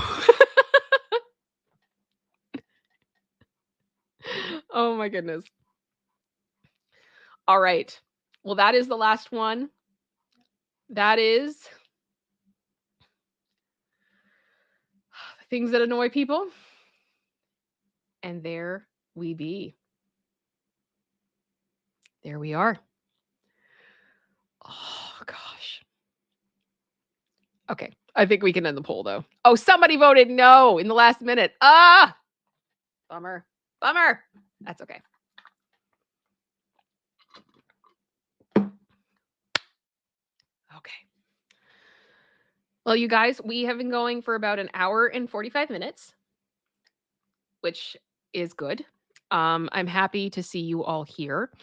Um, we are going to be having probably quite a bit of Britney news over the next few days. I am still planning on streaming tomorrow as normal. I'm sorry I wasn't here with you guys yesterday. One of the things, unfortunately, I have been struggling with being sick over the past week is that my voice has been coming in and out, and that's hard. And it's really hard to do a stream by myself if I can't talk. So that makes this really hard to do. So yeah. But I am planning on being here tomorrow and going over some more news. We've actually had a few updates on the 8 passengers drama, which has been interesting. And I'm trying to get everything all together on that one, including, I'm sure some of you guys who have been following this case have probably already seen it, because I know people like Pascal on the Pascal show who love his stuff. Love you, Pascal. Have been covering, there was some body cam footage leaked, or not leaked, but released, um, of a Daddy Dearest Father of the Year, Kevin Frankie, upset at the cops for not charging his daughter. And I feel like we watched a Karen in the wild. It was quite beautiful. So I'm gonna have to take a look at that and show you guys. It was a moment I don't think it changes a huge amount of what we already knew because we knew that he wanted to do this. Yeah, Kevin was mad. Kevin was big mad. Kevin was big mad, but we knew Kevin was big mad based on the police report. Um, but I think it's interesting. And reportedly, I will say last night, Sherry Frankie posted on her Instagram and let everybody know that today there's going to be a big court hearing. Now, part of why I'm saying that is because it likely has to do with the custody of the Frankie children. Any information regarding the custody of the Frankie children is now barred from the media. The court order has gone through that the custody arrangement is sealed, and all that stuff is private. If Sherry chooses to share, considering we do believe at this time that she is the one that has custody of the 2 older children of the Frankies, it's she's allowed to say what she wants, essentially, in my opinion, if she's the one that has that. But I don't know what information is going to come out. I don't know what is going to be public. There could be absolutely nothing leaked to the public whatsoever. So I am hoping we will get some more information. But ultimately, as I've said beforehand, I am not going to be reporting anything about this case that has not been okayed to be spoken about by the public because I don't feel that that is okay. And I am always team kids in any media story, and I want what's best for those kids. They've been through enough. And I just hope whatever happens today is for the best, in the best case scenario of the kids, and we'll go forward. That being said, though, I don't know if any of you guys have been to the grocery store or anything lately, but yeah, Ruby Frankie's on the front cover of People magazine. I actually bought it. It's in my room. It's going to be my new doing my nails surface. But yeah, so there is what we've had in the past couple weeks is basically there's now been the Hulu documentary that has come out about Ruby. Law and Crime has done a documentary specifically on Judy and on Ruby and Jody. We also know there is a 2020 interview coming. I believe Jesse Hildebrandt sat down for a few more interviews. They're in New York, or they were in New York last week. It's just there's so much going on right now. This story is growing. And I'm going to be doing my best to report on this as responsibly as possible because I think it's important that we carefully take care of this. So I will be doing my best to cover that at the same time as covering all of the Britney stuff. So I think for the next little bit, I'm going to do my best to stream quickly when these stories come out. I think that that is important. I don't want to miss anything or have things get behind schedule. Um, so I'm sorry if the schedule is going to be a little bit sporadic. We will go back to a normal schedule soon, but until then, you know, it's we gotta roll with the punches. We gotta roll with the punches and get things done. So this is going to be the wind down time of the stream. So if you guys have any questions for me, any comments you want to share, any last minute support, now is the time to send those over, and we can all go over them together and talk about them and stuff. So I think that's good. Producer sister, you doing all right? Yep. Okay. Good. Good. Good. Good. Good.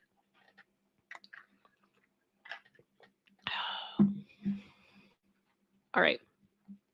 Katie, is there a way we can know of the live a little ahead of time? Okay, Katie. I think the best thing you can do would be when you subscribe to me, you can choose to turn your notifications on.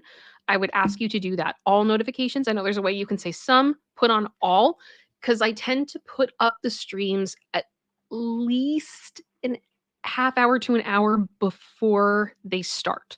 And that's usually I'm making sure I've got everything done at that point. I'm loading. I'm literally in StreamYard getting everything together when that happens. And it is so that's normally the way that it goes. And what should be happening in essence is that once that goes up, you should be notified.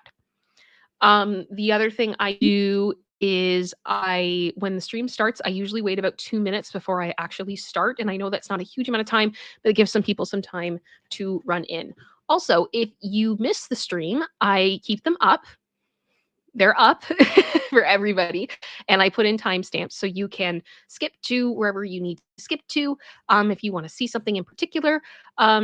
I also would it be helpful for you guys if I did like an Instagram story or anything like that? How would you like to be notified? Like what can I do, Katie, for you, or if any of you all have suggestions, and then I can do what I can on my end to be able to give you guys that information, because I think it's difficult. And the problem is I won't know at this point. Like what happened today was I woke up, I saw the people story, and I'm like, okay, I want to get on the live. I want to do this. And get on as soon as possible. So I'm down here in the office, and then I get the notification about the story about Britney and the ended pregnancy. And I went, okay, now I got to change everything and go. And it was just run, run, run, run, run. And so I have to figure that out. Instagram, I can absolutely do Instagram if that works for you guys. In my link tree, I have a link to my Instagram. I put stories on there pretty regularly. I do that as well. So I can do that too if you guys want me to. That's fine with me.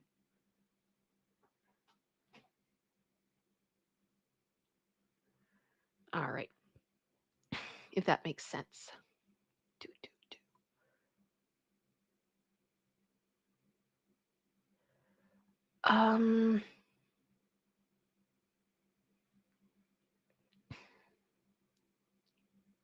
Just looking through the chat because I feel like I got a bit behind with a few things. Holy Popo. Kim, can you get punished if we write in the chat, if we write words that do not please the YouTube human reviewers' ears? I will tell you, I have heard that yes, I can.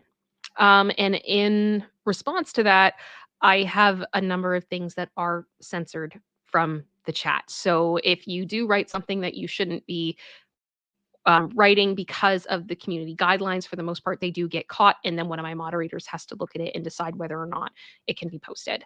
But I don't think it's as harsh. And we do our best. I do my best. As I always say, YouTube human reviewer, I mean this. I'm trying. Sometimes it's not possible to catch everything. It is what it is, but it is, you guys are usually pretty good though, so I'm not overly concerned about it. Ray asked, how did you come up with Space Angels? Is there a story behind it? Yes, there is. And if you are a member, there is a video. I believe Producer Sister has shared it in the chat that goes into it. But I will explain it for those of you who are not members who are here as well, because I think it is a very sweet story. Basically, I am a my family was members of Disney Vacation Club for a long time, which is Disney's timeshare. And they got in at a really good deal back when it started up in the early 90s. And I went to Disney World in Orlando fairly frequently as a child. And that is part of where I think my love of um, puppets came from because I'm a huge fan of the Muppets, and I'm a huge fan of Henson in general, but I'm also a big fan of animatronics. I love the idea of storytelling through items and having items come to life and um, just take on that ability to be able to just to transfer humanity into an object. There's something about that for me that is just absolutely fascinating and mind-boggling. Um, and so I also really like aliens and I love outer space and I love Star Wars and all of those things.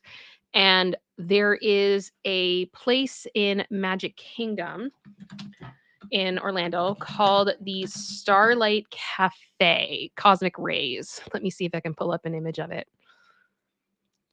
Yeah, so literally it's just outside of Tomorrowland. So, like, when you're walking to go on Space Mountain type thing. Let me share the Near screen. the Speedway. Yeah, it's near the Speedway, Tomorrowland Speedway.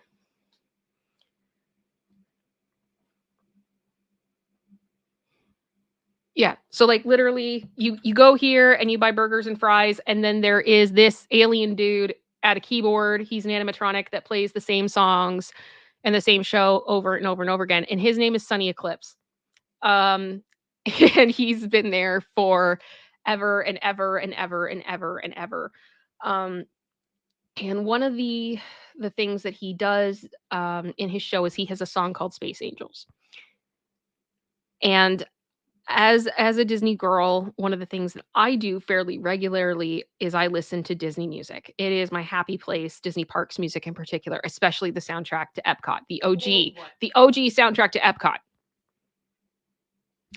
But one of the songs that he does, Sunny Eclipse, is called Space Angels, and the whole concept of that song is that he's basically like a lounge singer type thing.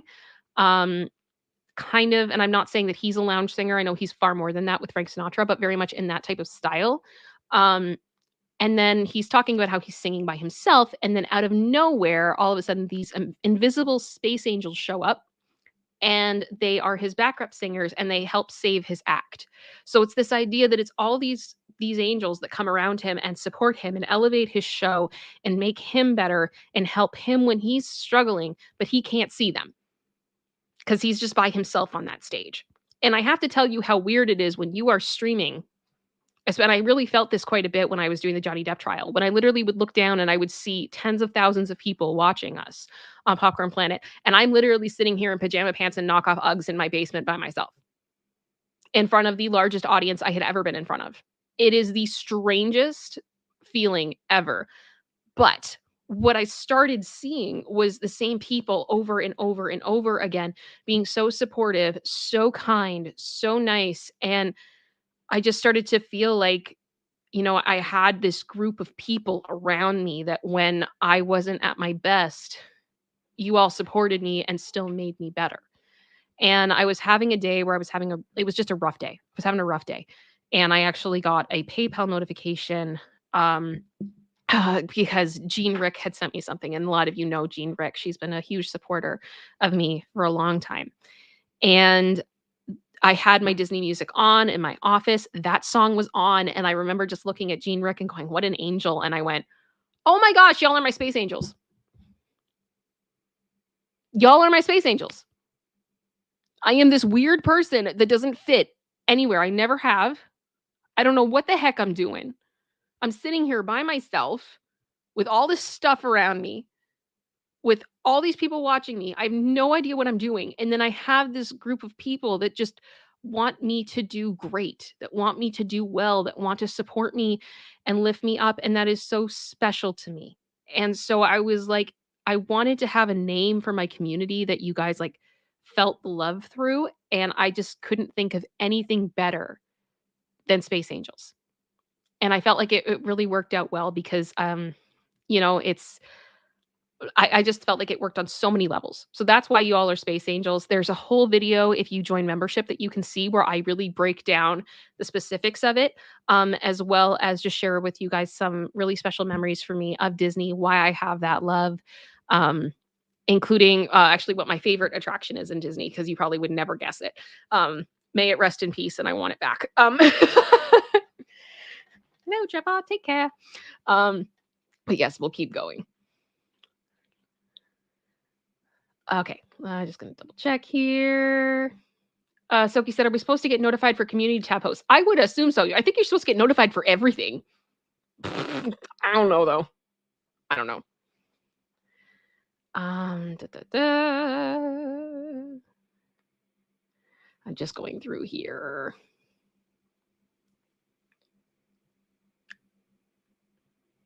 Carbonite Stardust. I feel like my YouTube is Canadian because it never let me put bad words. Sunny Eclipse. Yep. 100%. Oh, I love Animal. He's my favorite. I love the Muppets. I love the Muppets. Always have. Always have. They are amazing. They are amazing. Oh my gosh. Okay, so for the record, Your Honor, did you ever have to go to a rainforest cafe near you? I was just talking to my hubby about it. He's never been. I have been to multiple rainforest cafes. I actually have not been to the one that is in my region, and I need to go. I know I need to go. I like the big, like, the lava cake dessert thing they have. That's fun. That's fun. Yeah, no, Rainforest Cafe is fun. It's fun. Katie Art 74, love Rainforest Cafe. It's a tradition in my fam after going to the airport. Why not? Why not? Double check here. Yes, Jean Rick is amazing. Love all the love for Jean Rick. I know she's not even here, but hi, Jean Rick. We love you. Here you go. Timekeeper. Yes, producer sister. You know that's my favorite. Oh, hi, Danny. Hi, Danny Scales. Welcome. Welcome. Oh, thank you for the super sticker. My goodness. My goodness. Mwah. Thank you. Thank you for being here. Oh my goodness. I know we are winding down, so I'm sorry about that. We had some fun. We had some fun, but I'm glad that you're here.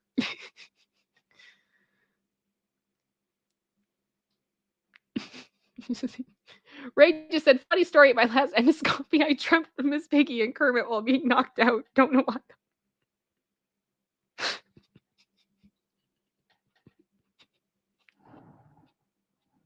I mean, good company. Good company to have. Good company. Project Metal Music. I used to watch Muppets and Muppet Babies as a kid. Yep. I will say I think my happy place with Muppet stuff is usually there is a Muppets Family Christmas special from like the late 80s, early 90s, if I'm remembering correctly, like that time frame where they go to Fozzie's mom's house. Oh my gosh. That whole special is like one of my favorite things in the world. It's not Christmas for me until I've seen that. Period. And it's so sad because it's never actually had a proper release because there's been licensing issues with some of the songs that they've done. I really hope that Disney can get that all worked out because that needs to come out. It's so, like, officially, it is so good. It's so, so good. It is timeless. It is classic. It is perfect. The Fraggles are in it. Sesame Street is in it. Literally, like, Sesame Street shows up at Fozzie's mom's house and does a Christmas pageant. Like, this doesn't get any better. Swedish Chef and Big Bird have a duet. I'm not making this stuff up. It is that good. It is so funny. It is worth it, like, 100%. Maybe we'll have like a little watch party on that, like a la Eurovision style at Christmas, because that could be fun. It's so much fun. So much fun. Pigs in space. I will say, there is, I don't think Muppets Tonight, which was a show that they did on Disney Channel, like ABC. I think like 1998, 1999, 2000, if I'm remembering correctly, that time frame. Oh my gosh, that is very beloved in my household. And I want that officially released as well. That's a whole thing. Do I remember the big comfy couch? For the record, Your Honor, yes, I do. Yes, I do. Yeah. Justice for Muppets Tonight, though. Yes. No, I do. I think it was a Canadian show. as well. And yeah, I grew up with that very heavily as well. Um, oh my gosh, no, Carbonites, I haven't seen the Mr. Dress Up documentary on Prime. I should though. I should. I should. Oh, Danny Scales says Muppets watch party, please. You know what? I love that idea. I love that idea. I will definitely consider that. It's Lunette and Molly, a clown and her dolly on the big comfy couch. I just saw the comment come through. There is lots to doodle do. I love the cat. I love Snickle Fritz. Do you guys remember Snickle Fritz? I think honestly, I think if I had a cat, I would heavily consider naming the cat Snickle Fritz because I don't have a cat for the record. And my husband is also allergic to cats. But if it was up to him, we would have a cat. He would suffer every day of his life and would not care. Where is it? There it is. Let me make this bigger. This was Snickle Fritz. You tell me that is not the cutest cat puppet ever? Oh my gosh. It's adorable. Adorable. So cute. So cute. The dust bunnies too. Y'all remember the dust bunnies? They were great. Cue the cleanup song. Yep. 10-second tidy. Ready, set, go. Yes. When Muppets Tonight. Loved it when Alice Cooper was on the Muppets and Sandra Bullock did the phenomenon. Do do do do do. Phenomenon. Do do do do. Phenomenon. Okay. Producer sister and I have an unhealthy obsession with the episode with Paula Abdul. A little bit.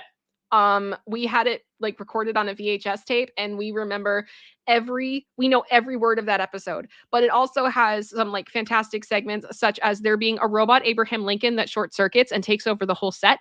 Gonzo brings his cannons in and has an artistic number of firing cannons all throughout the studio. Randy and Andy Pig have a fight with Subway, like big sub sandwiches. There is a giant mean bunny that eats Carl Big Mean Bunny that eats a tiny bunny. It is Bill Beretta and oh my gosh, what's his name? I hate myself right now because I can't remember his name. Muppet director. I'm gonna remember it. I'm gonna remember it because I talked to him on Twitter too, and he's been hilarious. I love him. He's so funny.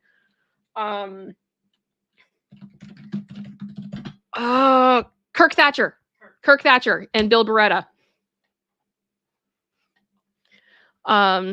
We actually watched a producer sister surprised me the other day. She found out there was a panel happening with Dave Goals at the Center for Puppetry in Georgia a couple weeks ago, and Dave is Gonzo. Dave is Gonzo. Dave is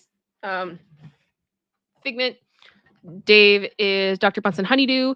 Dave is so many characters. He's been a Muppeteer for 50 years, and I love him. And watching his interview, as always, is just such a moment for me. I feel like I relate to him on many levels, and he's always just been so inspiring to me.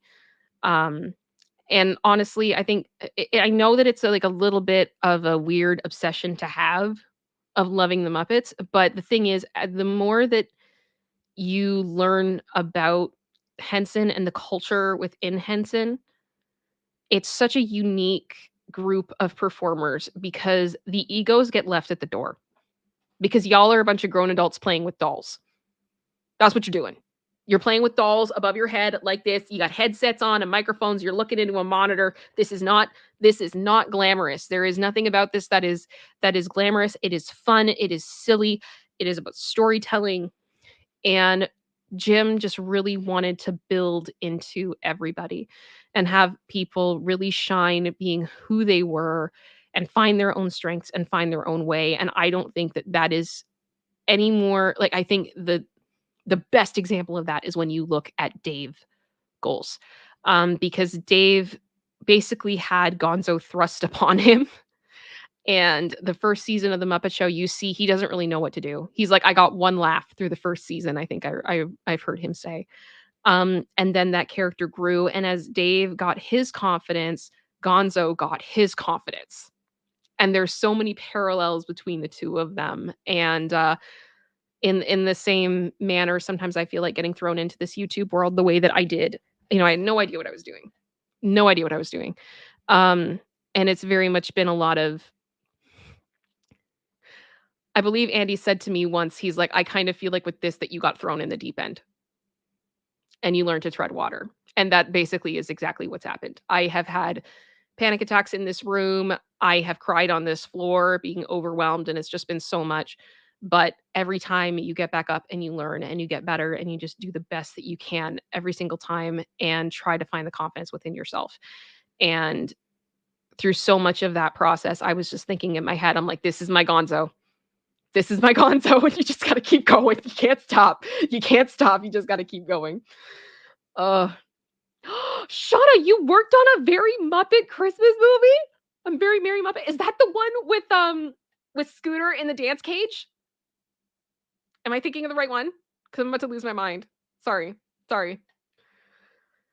Oh, oh, my goodness. Sorry, I just went off about that for a long time. Yeah. Yeah, Linda, we are professionals. You came out on the other side stronger. Thank you. Thank you. You know what? Sometimes I miss court coverage. I'm not going to say I would never do it again because I think for certain court cases I would, but it was a lot. It's a lot of work. It's a lot of work. And it always makes me laugh sometimes when I see people be like, I miss when you guys on Popcorn did court coverage because there was so much information. And I'm like, do you guys have any idea how many people were working behind the scenes to make that a reality? It was not, there were so many people. Linda, Robin, who was here earlier, Matt Bond was involved as well. We had a whole team of editors that came on that helped us out. It was, and Stef's in the background and Andy's in the background and I'm in the background and we're all just like, it was just constant. It's constant. It was so much work. So much work. Oh my gosh, Danny.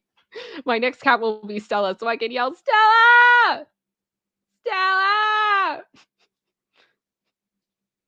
Aw, you kept me sane too, Linda. Love ya. Yep, exactly. Robin, hello, 16-hour days, y'all, for 6 weeks. Uh-huh. And I still had a full-time job. I was so tired.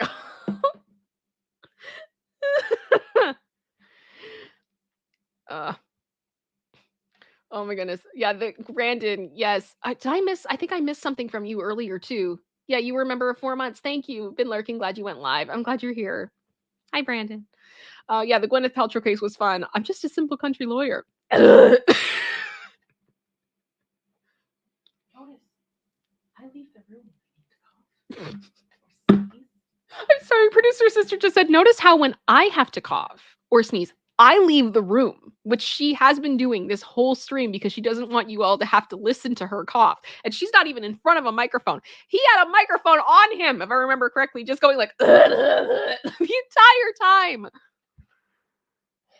And I honestly believe that one lawyer got Gwyneth Paltrow's lawyer sick. And that lawyer sick was still better. And just the closing he did was fantastic. Gorgeous. Also, Math Daddy. If any of you guys remember Math Daddy from that case, that was incredible. That was a good case.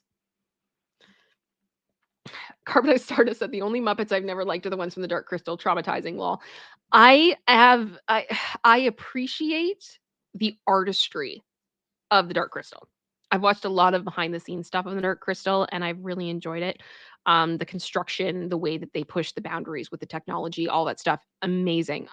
Same thing with Labyrinth, that whole idea. Labyrinth and the Dark Crystal were not, they're not my favorites, in all honesty. They're not, and that's okay. But I do appreciate them for what they are. Oh my goodness. Brandon, yeah, lol, that was terrible. It was entertaining though. Yeah, the Gwyneth Paltrow trial. It was a lot. But I think it was interesting. And I mean, I think that was probably the most satisfying closing conclusion to a court case I have ever seen. It was just right out of the park. Right out of the park.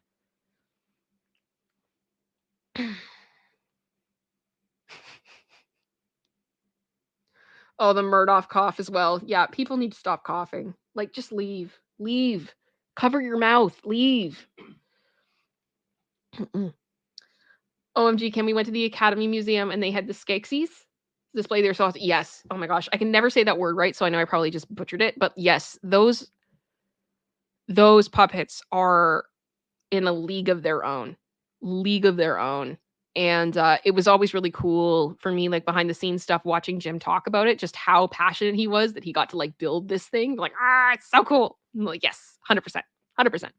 Hi, Colin. What did you miss? We talked about Britney. We talked about that her book is coming out. It came out today that Britney and Justin almost had a baby together, and that pregnancy ended, which is very interesting considering everything else that Justin and put Britney through, and that's happened. So yeah, it's not good. It's not good. But the book is coming. We're happy about that.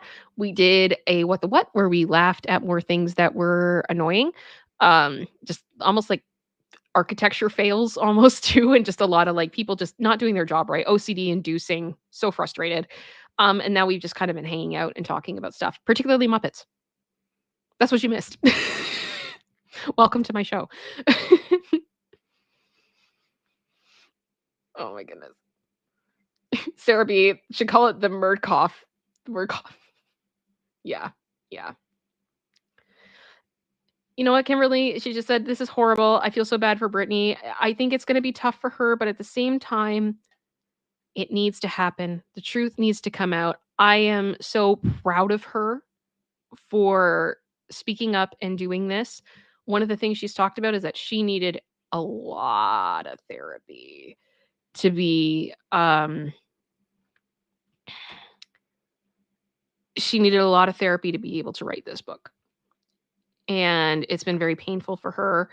Looking back on it, I feel like I understand why there have been points in the past year that she's really struggled, because having to talk about all of this again, it's re-traumatizing. It's really difficult.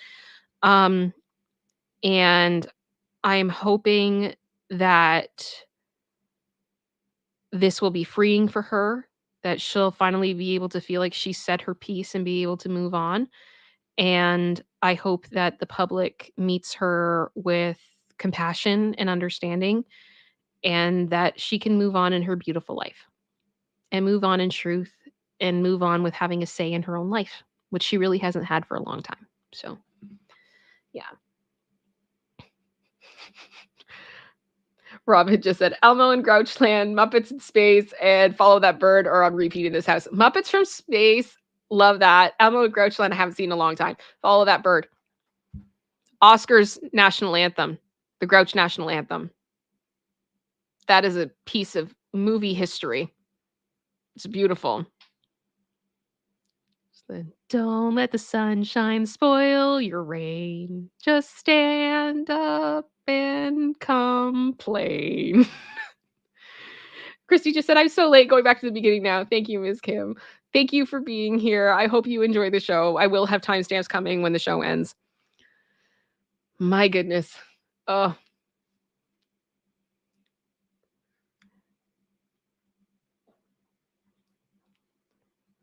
Yeah. Well, guys, I think I'm going to wind down. We're at about 2 hours and 15 minutes. Any last minute questions, support, comments, anything you want to sign in now or you want to show? Now is the time. I need to go rest my voice. Oh, Lacey's so tired. I don't know if you guys can see her. Sorry, I'm going to lift up the camera for a second. You see her?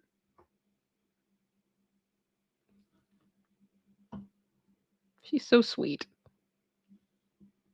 She's so sweet. Oh gosh, Brandon, you are not bringing that here. Oh no, no, no, no, no. I'm waiting for it to come through on StreamYard. Nirvana is not a boy band. No. And I don't know what foolishness you all are going on right now over on Nerd Report. I don't know. I don't know. No. No. It's not. No. No. Just no. No. No. No.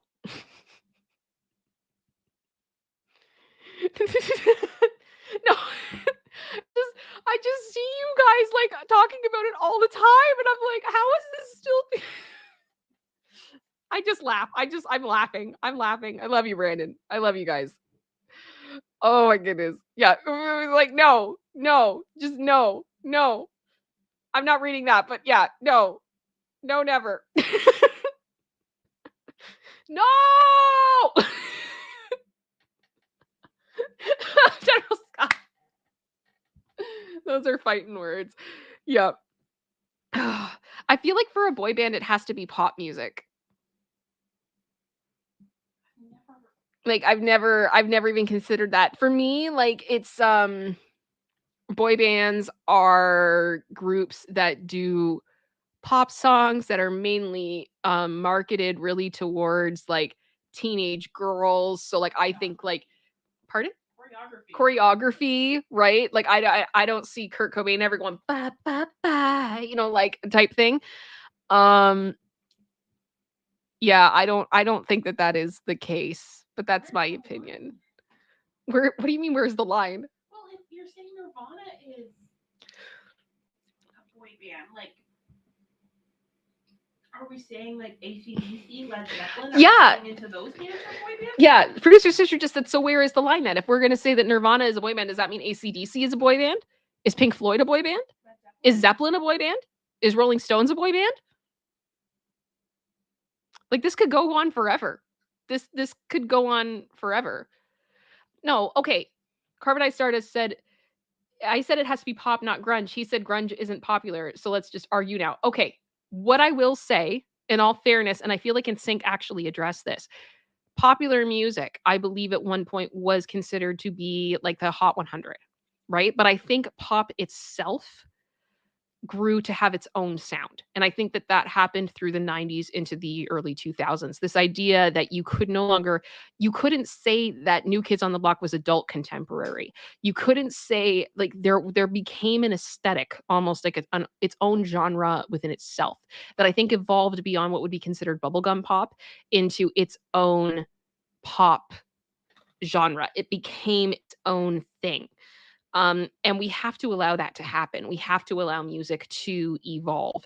It's the same thing as saying that you can't say that, for example, Within Temptation and AC/DC are both the same kind of rock band. No, they're not. Rock evolves, right? What is popular music evolves and new genres are born. So it became poppy music as opposed to being popular music. So in that regard, I don't think that you can say that One Direction and Insane Clown Posse are both boy bands. If you guys get what I'm saying. That's my opinion. And I don't think that that's a crazy concept to make. So yeah, I don't understand that. We're not going to classify that the same way. Who thinks that Nirvana is a boy band? Who thinks that? No. Like I want to know. Brandon, does Lewis believe that Nirvana is a boy band? I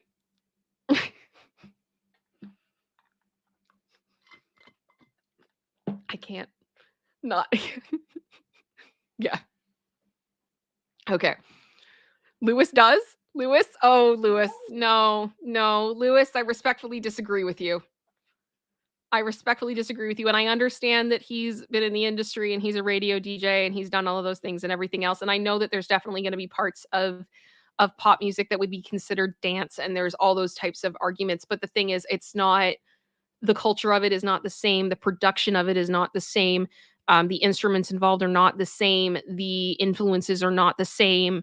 The marketing for these things are not the same. It's all different. Everything is different. My band, yeah. Yeah, no. I no. No. This is my opinion. I'm sorry. No. Producer sister's just flat out. No. Yeah, that too. Boy bands don't play a lot of their own instruments on stage. They do not. And I think the thing is too, like arguably, and I think this is more true in cases like the Backstreet Boys. The Backstreet Boys, their instruments are their voices. And I would argue that heavily when it comes to BSB. That the way that they do harmonies and everything else, it is more than just them standing up on stage and singing a pretty song and they're all doing the same thing.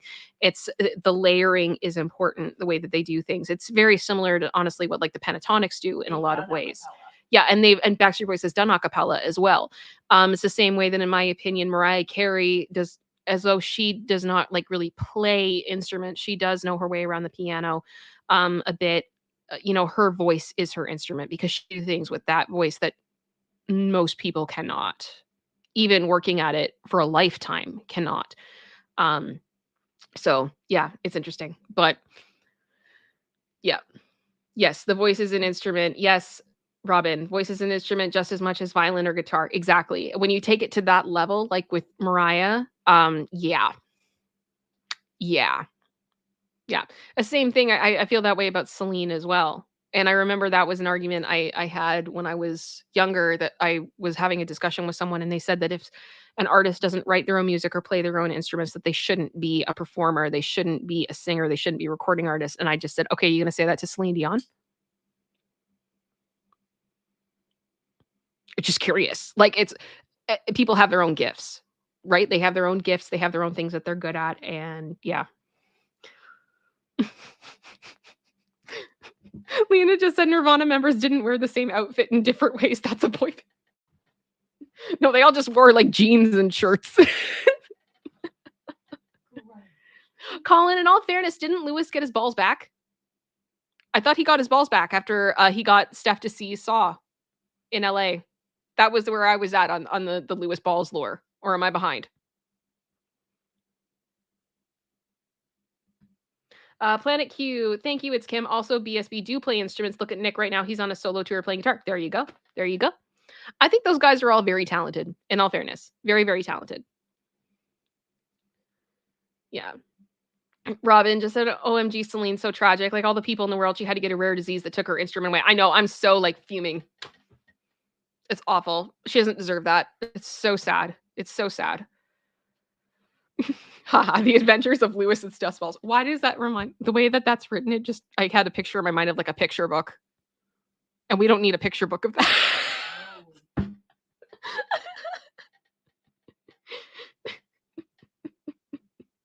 Carbonite Stardust. Cue the Backstreet Boys in white at the airport. You are.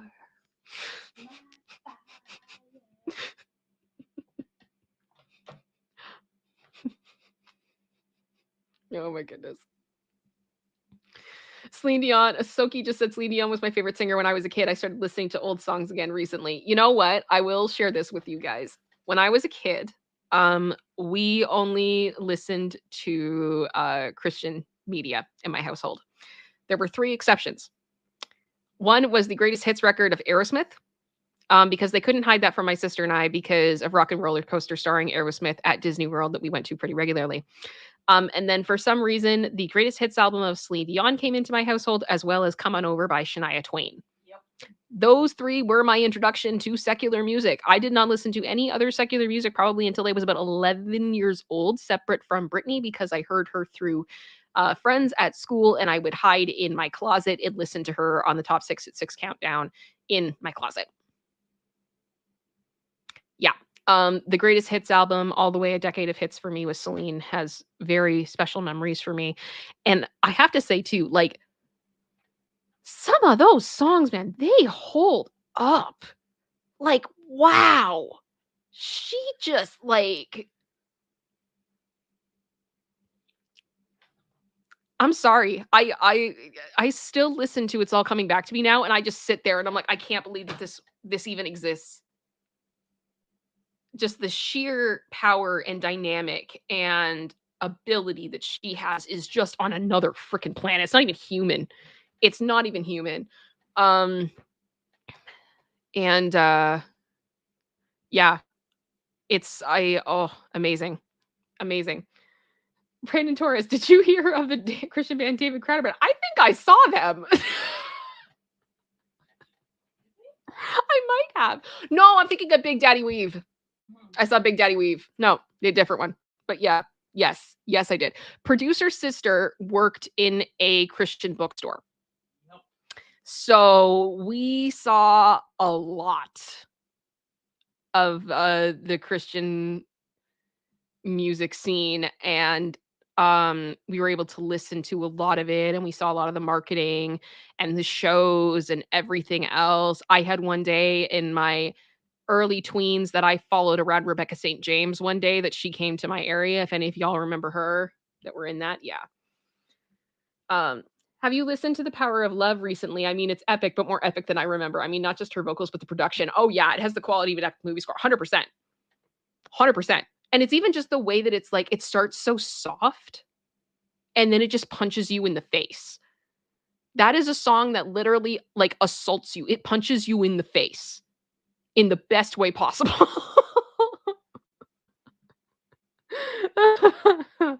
If that makes sense. Yeah, cue the Titanic theme in the background as Kim talks. Only if it is the recorder version. Only if it's the recorder version, because that is the best version of that song. I love Celine, but oh gosh. Carmen, I said I sang a Celine song at my last music festival. I was 17. Oh, goodbye's the saddest word. Oh my goodness. Yes, off of A New Day Has Come. Yes, I know that one. I took first, but the judge told me I was too young for the song. It's about a mom. It's about your mom. As if mothers don't die at any age. What? That judge needs to sit down. That judge needs to sit down. I can't. Sorry. I disagree. Yep. And build and then bam, nailed it. Yeah, 100%. It's just boom. Fireflight? I remember listening to them. I remember the name. I do too. And the thing is, you said that and I thought like Flyleaf for a second there. No. I'm sorry, but Big Daddy Weave sounds like the name of poop.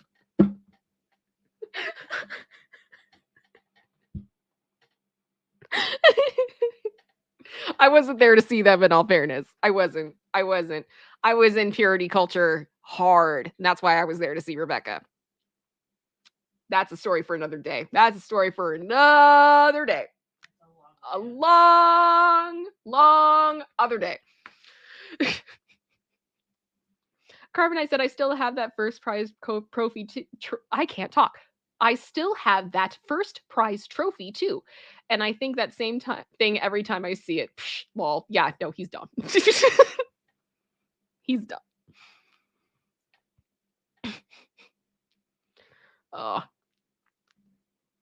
Oh my gosh, remember that time the crew listened to the Christian version of the Britney Spears song Good Times?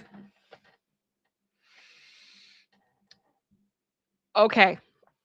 I will explain this because I am amazed that you remembered that, Colin.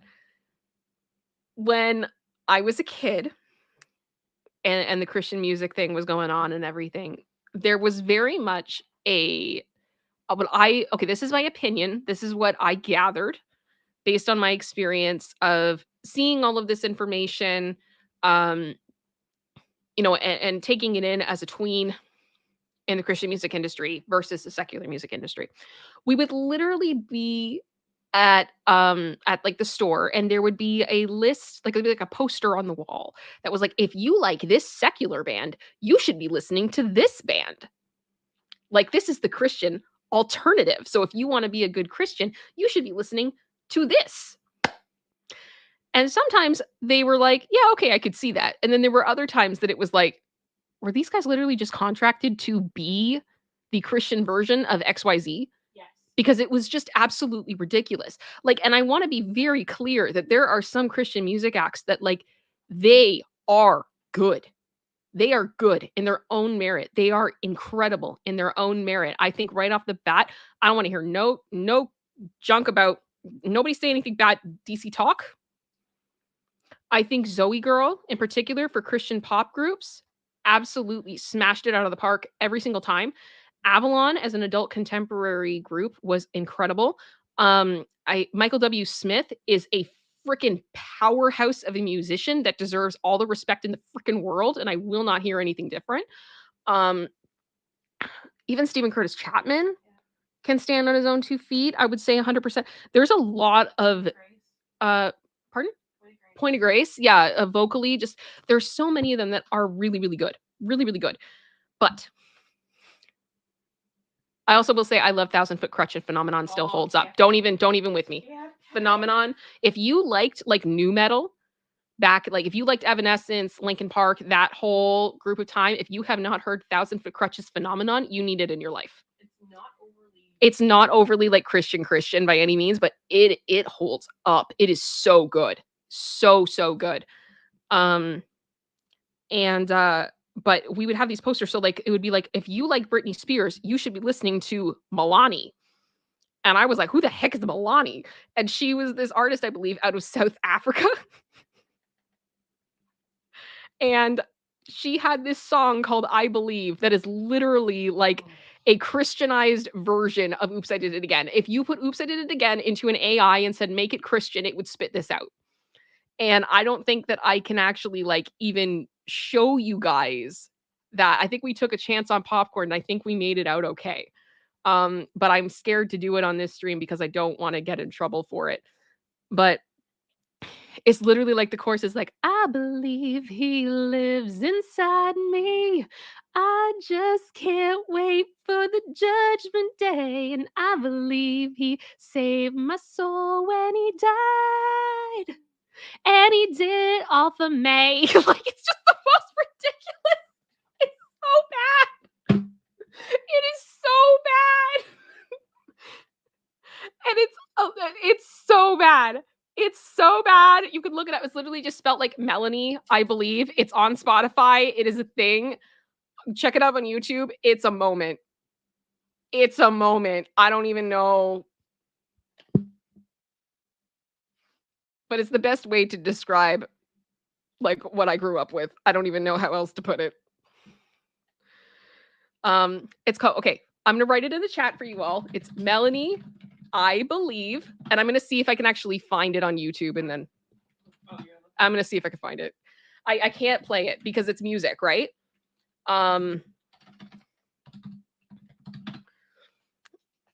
it's even just the way it's like, through the whole thing.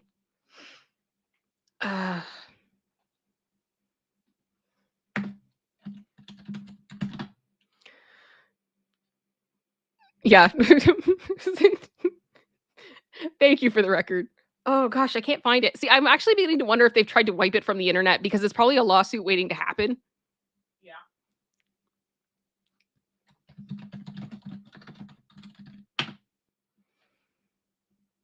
Okay. Yep, I got it. Let me see if I can do this quickly, actually.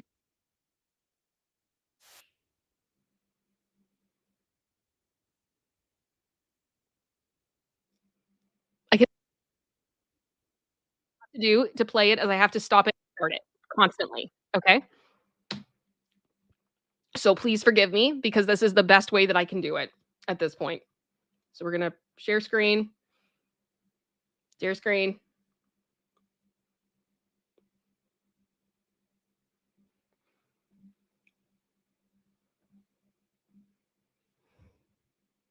Okay. There it is. This is it. They have buried this. You guys hear that? Let me know if you hear that coming through. Just that little beep. Producer sister, can you hear it? Can we do a test? Yeah. You got it? Yeah. Okay. Here we go. I believe he lives inside me. Yes. 100%. I just can't wait for the judgment day. Tell me I lied. Tell me I lied. I believe he saved my soul when he died. So literally the same, like with Oops, I Did It Again, the way that the chorus is about to end. And then the kicker for me is here. And he did it all for me. Like, I'm not kidding, guys. This is real. This is real. This was on a record. I'm gonna see if I can actually find the album art because oh gosh. This is my history, guys. This is what I grew up. This is what I grew up with. You all are starting to understand my madness. Denise, I spat out my cola.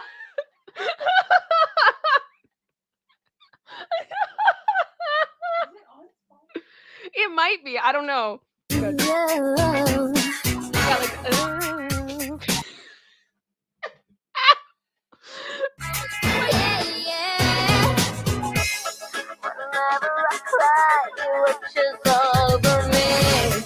I can't. Like, it does.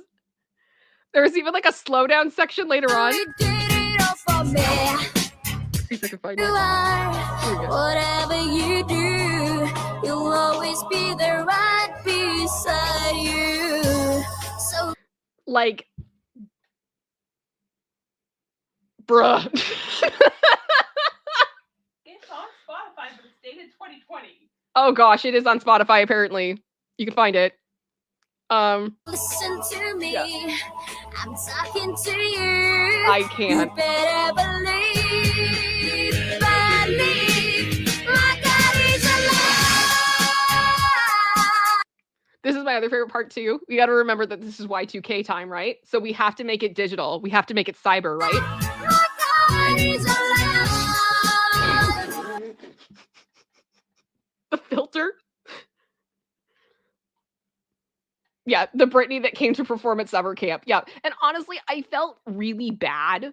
That like honestly, I doubt that this is what she wanted. I doubt that this is what this artist wanted. They probably just were like, we have to get you to be Britney Spears. So like, yeah, this was the album cover.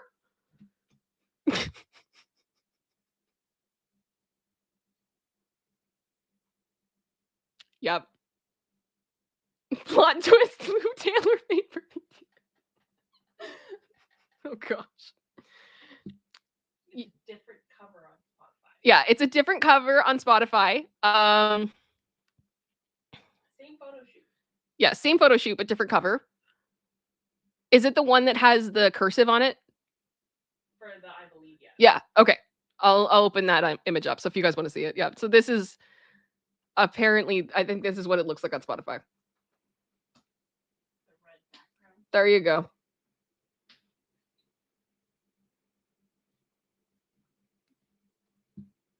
This is where I come from. Yeah. Is this on the same shelf at Dollar General with Jamie Lynn's book? I don't know. But yeah, this was a thing. That belt. Yep. She has a lot of albums. She does. And that's the thing. Like I don't want to throw shade at her as an artist because I'm sure this isn't probably what she wanted. You know? Like I really don't. I don't think that this is exactly what she wanted to do, but I don't know how much, she really had an option. There you go. Hopefully there's a Spotify of the album. My personal favorite is Get With It, which is track 3, because it basically just says like, if you don't love Jesus, you're gonna go to hell and I can't be your girlfriend. Bye. So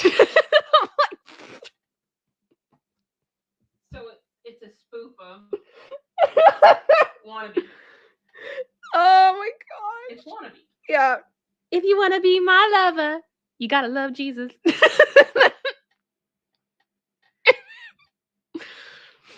Yeah. Yeah. Yeah. Yeah. I know which is worse. Chilling with you is worse. Colin. Sorry, I wasn't expecting to go down this road, but I'm glad we did. Are we still monetized or have I lost my channel?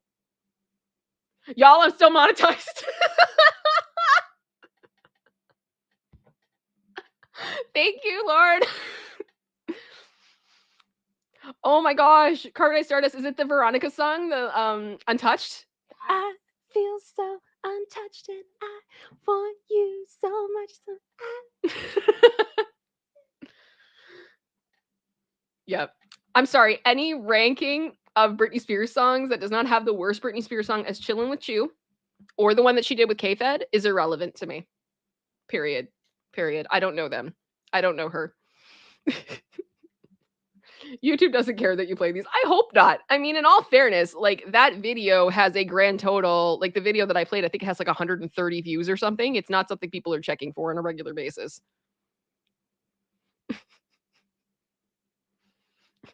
So I bought the Shaggy CD back in the day just because I was stuck in a car with my folks and I made them listen to the album until they threw it up. It wasn't me.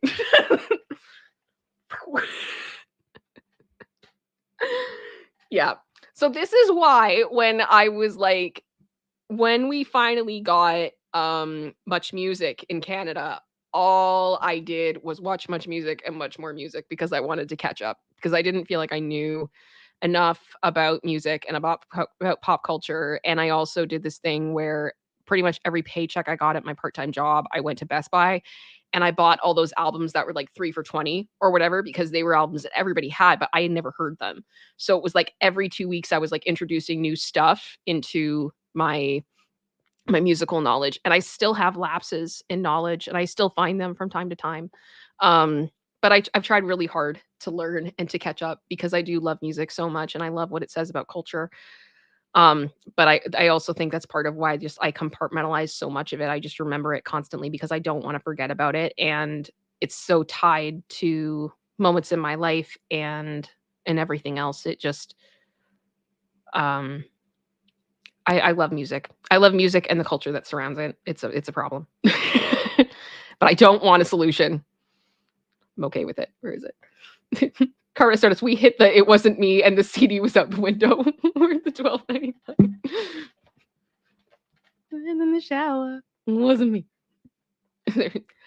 I worked for Much Music Fuse Underground in college. What? I remember seeing Britney dancing the late night in the club building they used for the feed. Oh, that's awesome. That's awesome. I was on Much Music once, and I will never show you all the clip of it. Ever. Because I laughed on camera, and I looked really stupid. And I just remember seeing myself on screen and being like, I will never go on television. I will never be in front of a camera again. Now I'm on Netflix, laughing about a woman pooping in her bed. My legacy is unmatched.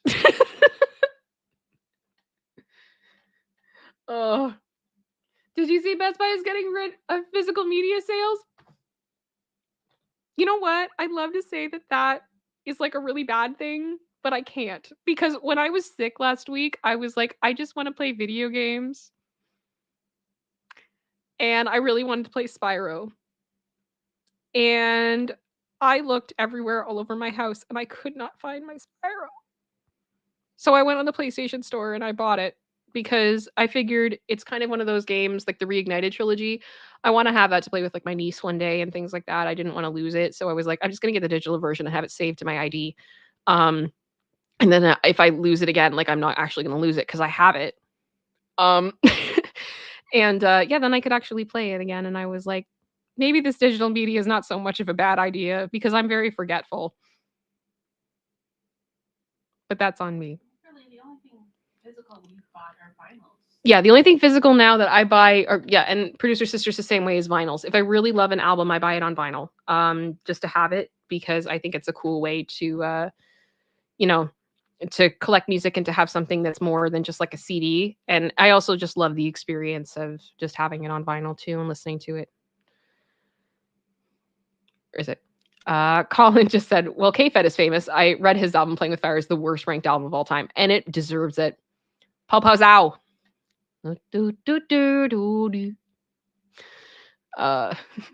King Bob, my first CD was AC/DC Back in Black. I still remember the first 8-track I bought too. Oh my goodness. My dad loves Back in Black and loves Thunderstruck. House Bells, yeah. Those are regular. Oh, Project Metal Music, you'd love to have me on. What would we talk about? Project Metal Music, what would I talk about? What would I talk about? Would it be more content like this? Because I'm sure that this is absolutely enthralling. Planet Q Queen, what do you think of BSB's Christmas album that came out last year? I have not listened to it. Producer Sister, you haven't listened to it? Okay, out of the two of us, Producer Sister is a much bigger BSB fan. I was more of an NSYNC girl myself. And every time something has come out about Justin or NSYNC, it's always producer Sisha looking at me and going, I told you BSB was better. But I'm sure it is good. And I would imagine now you're probably going to look into it for Christmas this year. Yeah. Yeah. We'll check it out. We will check it out. I'll let you know. Oh my gosh, Kyle, I remember the speakers corner downtown at the Much building. Yep.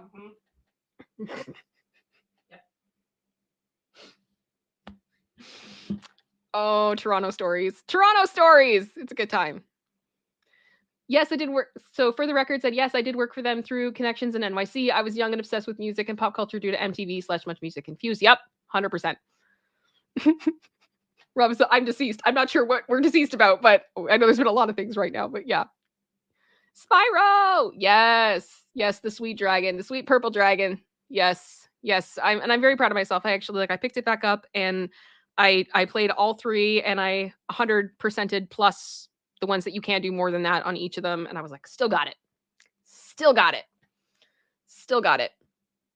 Trouble with the trolley needs to die. So, trouble with the trolley. Whacking the moles in the 3rd game. And I really hate the thieves in the first game. It's awful. I miss hovering. It's awful. Anyway, that's just nerding out there for a second.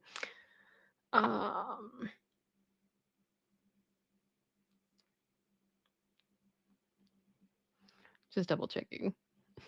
Yeah, producer sister says I'm converting her now. I assume to BSB. Yeah. Yeah. Jalissa said, I still love to have a physical copy of my favorite music. What if something happens and we all lose internet connections? Yeah, I mean, I have a lot of stuff saved on stuff, but yeah. Yeah, download it to the phone. Or I have been known to theoretically find things in lossless and keep them. Potentially. Maybe. I do not confirm it. Colin said, do you have any of the original Britney Barbies? I don't. I have one Britney Barbie. I will show you. This is a custom Britney custom dolls. It's on Instagram at Britney Spears dolls. Britney Spears custom dolls on Instagram. It's Britney Spears dolls on TikTok and B Spears dolls on Twitter. And this is a custom one that was done of her on the Onyx Hotel tour. That they had I can't remember his name right now. That's awful. That's awful. But the gentleman who runs the account, and he made her for me because I love her so much. Honestly, I think if I was gonna go for a Britney Barbie, I'd probably try to find one of the ones from Stronger. Because I love that video. I really wanted Britney dolls, but I wasn't really allowed to have one. So, but yeah. Yeah. Oh my gosh. And the Britney Pepsi doll too. I probably would go for that too, to be honest with you. But one day. For the record, ItsKim. Do you think a certain choreographer will be in the book? Yes. Yes, I do. Yes, I do. That is a theory I have.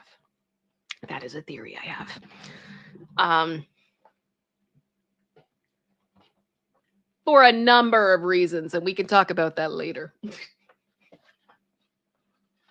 It's personal for her now with that dancer. For a number of reasons. Some connected to the FBI. We'll put it that way. We'll talk to you later. Oh, the laugh disturbs me. The thieves. Yeah, the na-na-na-na-na. Yeah, from Spyro. Yeah. I was supposed to be winding this down. I need to stop. My mouth is hurting. Double checking. Okay. Well, guys, I am going to end this because my voice is hurting and I need to rest. Thank you guys all so much for being here today. I hope you all had fun. I know this was a long one. Thank you for showing up and surprising me. I cannot believe how many of you guys showed up today. Please like, subscribe, and when I am done this stream, please wait a second, reload the page and comment for me. That makes a world of difference for me and the algorithm. It just tells YouTube that there's more interaction with the video, more engagement, and that helps a lot with sharing this stream after it's done. So I'm gonna stop now, and I will see you guys tomorrow. I hope I did not miss anything. I don't think I missed any support. No, I think we're all caught up.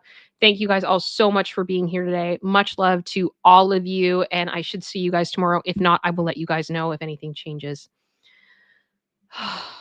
Okay. Much love, everybody. Thank you so much.